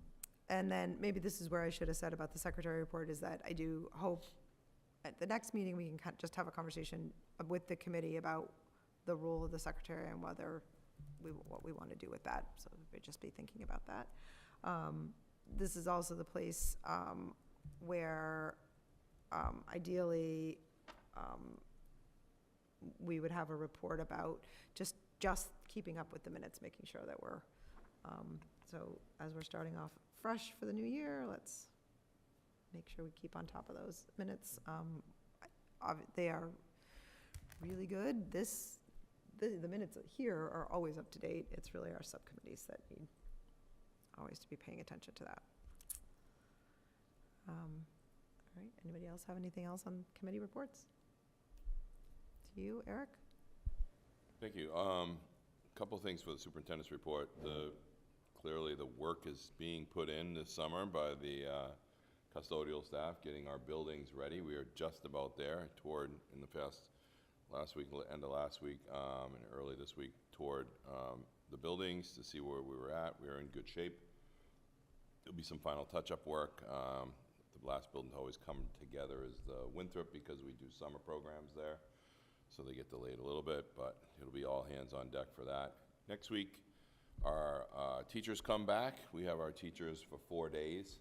We have over 100 opportunities scheduled for them throughout the 4 days to take part in events, activities, trainings, things that are required by the state for them to do. So it's a nice opportunity for them to get those things out of the way. They also have some time to get into their classrooms, and we'll do the opening gathering on Monday with everybody, and kind of let it go from there, and for the week to make sure things like Power School training and the mandatory trainings required by the district, the state required training. So all of those things we can get them off those things off teachers' plates before the kids show up on the 2nd. Just a reminder, we do start school on the 2nd, and it's always a great time of year. About a week ago, I was at the high school when the athletics teams started coming in, and for me, that's like my burst of energy to be like, here we go, it's a new year and we're ready to go. So we're excited for a new school year. There's a lot going on. I want to make sure I invite people to the September 6th, 5th and 6th weekend, actually, the whole week, I should say, from the 2nd through the 6th. We have games scheduled on the new fields. Come to the events, support our kids. Friday night is kind of the opening football game, the first night football game ever here in Hamilton Wenham. And then on Saturday evening, 6 to 8, there's been a subcommittee of parents working night and day to get a nice little event set up to open the facility, kind of the grand opening, but also to let people see everything and tour it and be part of it.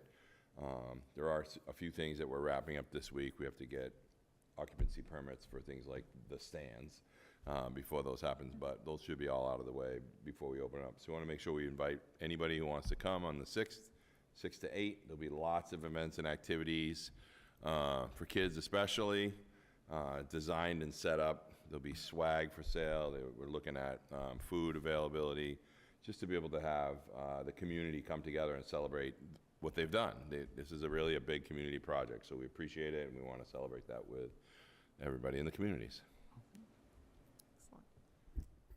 Superintendent Tracy, Yes. will all of the sports teams be playing games on those fields? They're rotating, yeah, the athletic director, Craig Genuello, has set up a rotation, and it's set up so that I think every team plays 3 games on the main, what they call the main field, which is the one where the track is.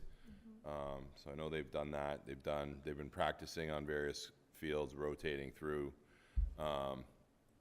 The one the one thing we knew was going to happen, there are 2 fields way in the back of the new fields that are not finished yet. They're grass. The grass needs to grow.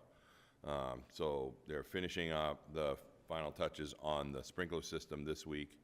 They will put seed down, turn those sprinklers on, get the grass to grow. We will not be able to use those this season.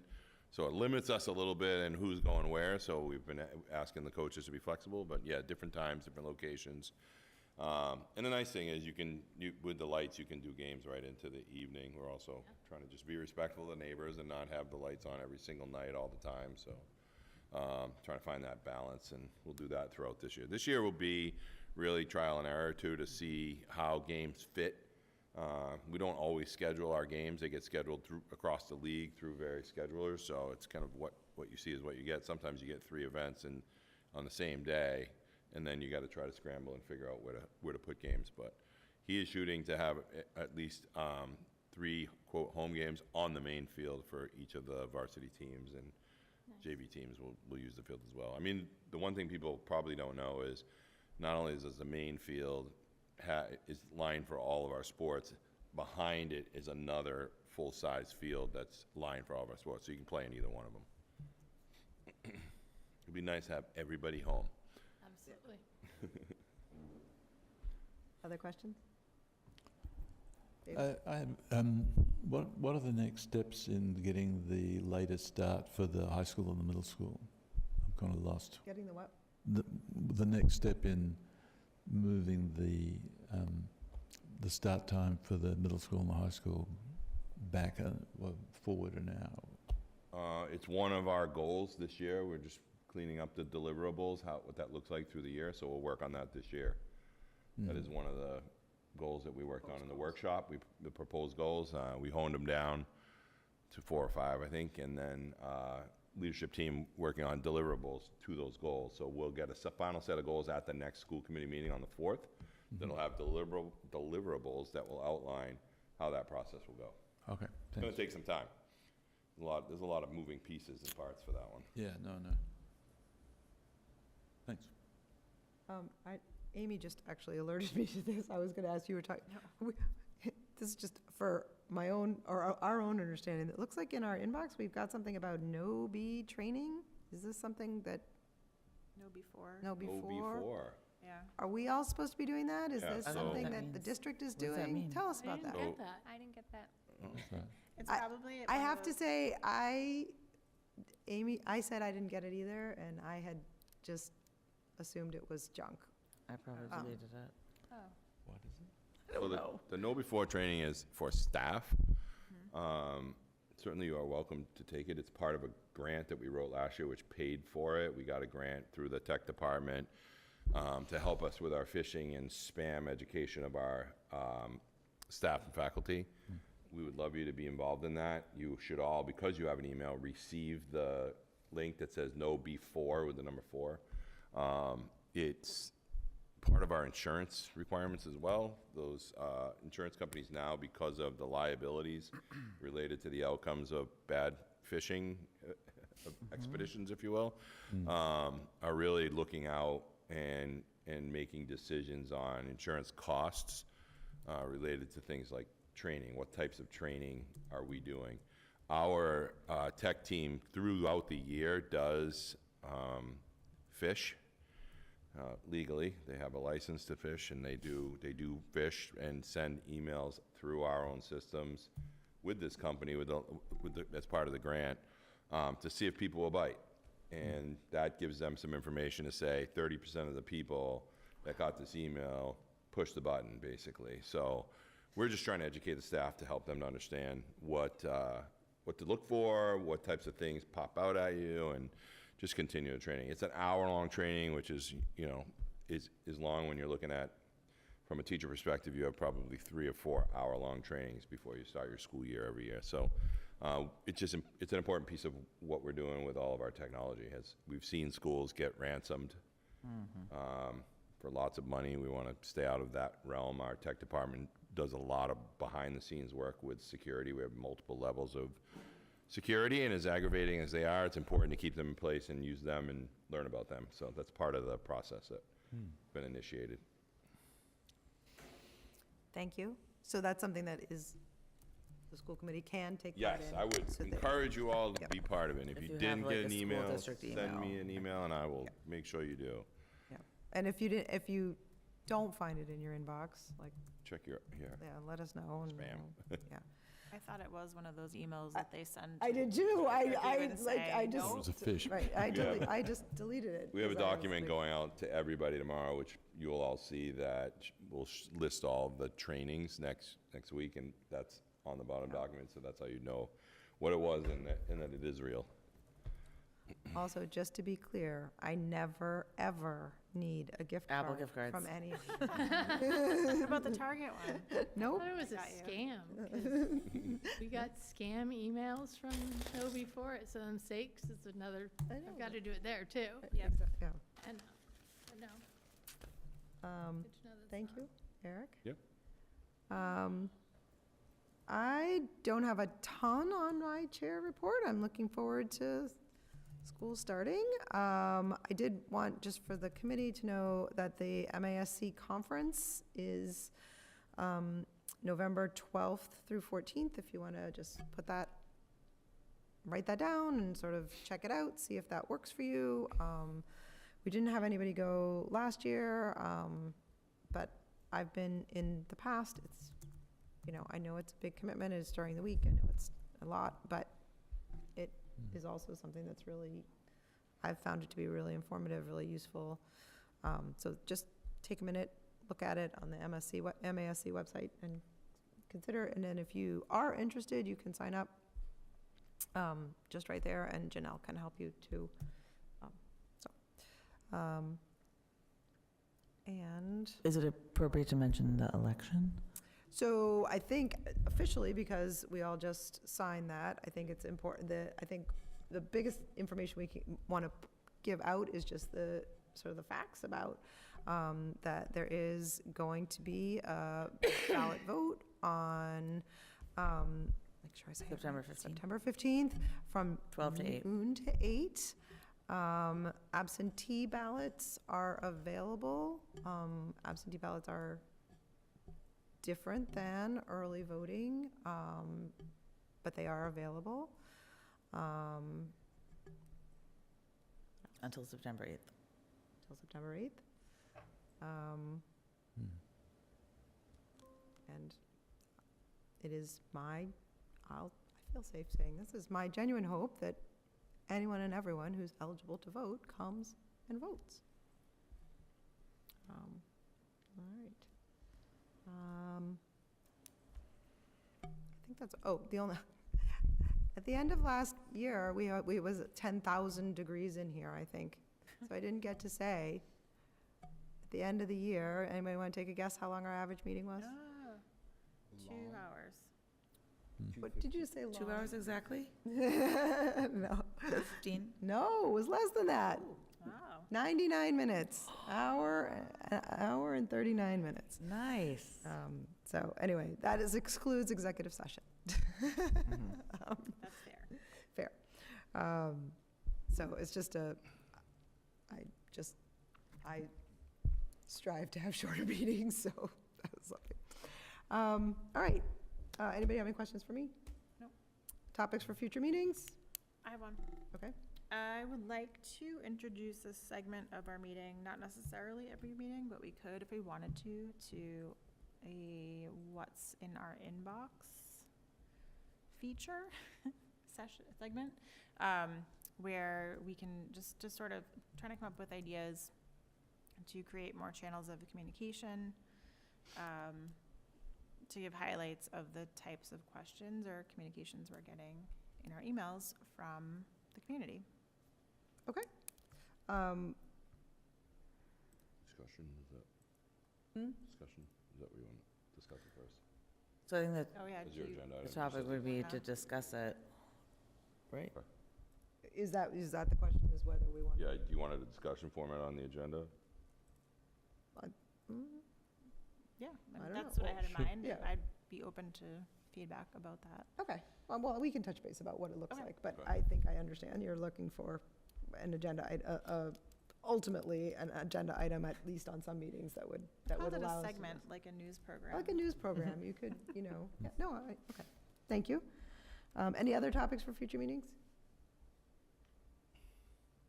Nope. Okay. I'm sure they will appear, yes, no?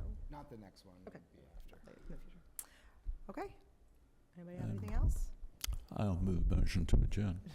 Do we have a second? Second. Second by Amy Kummerger. All those in favor? And we are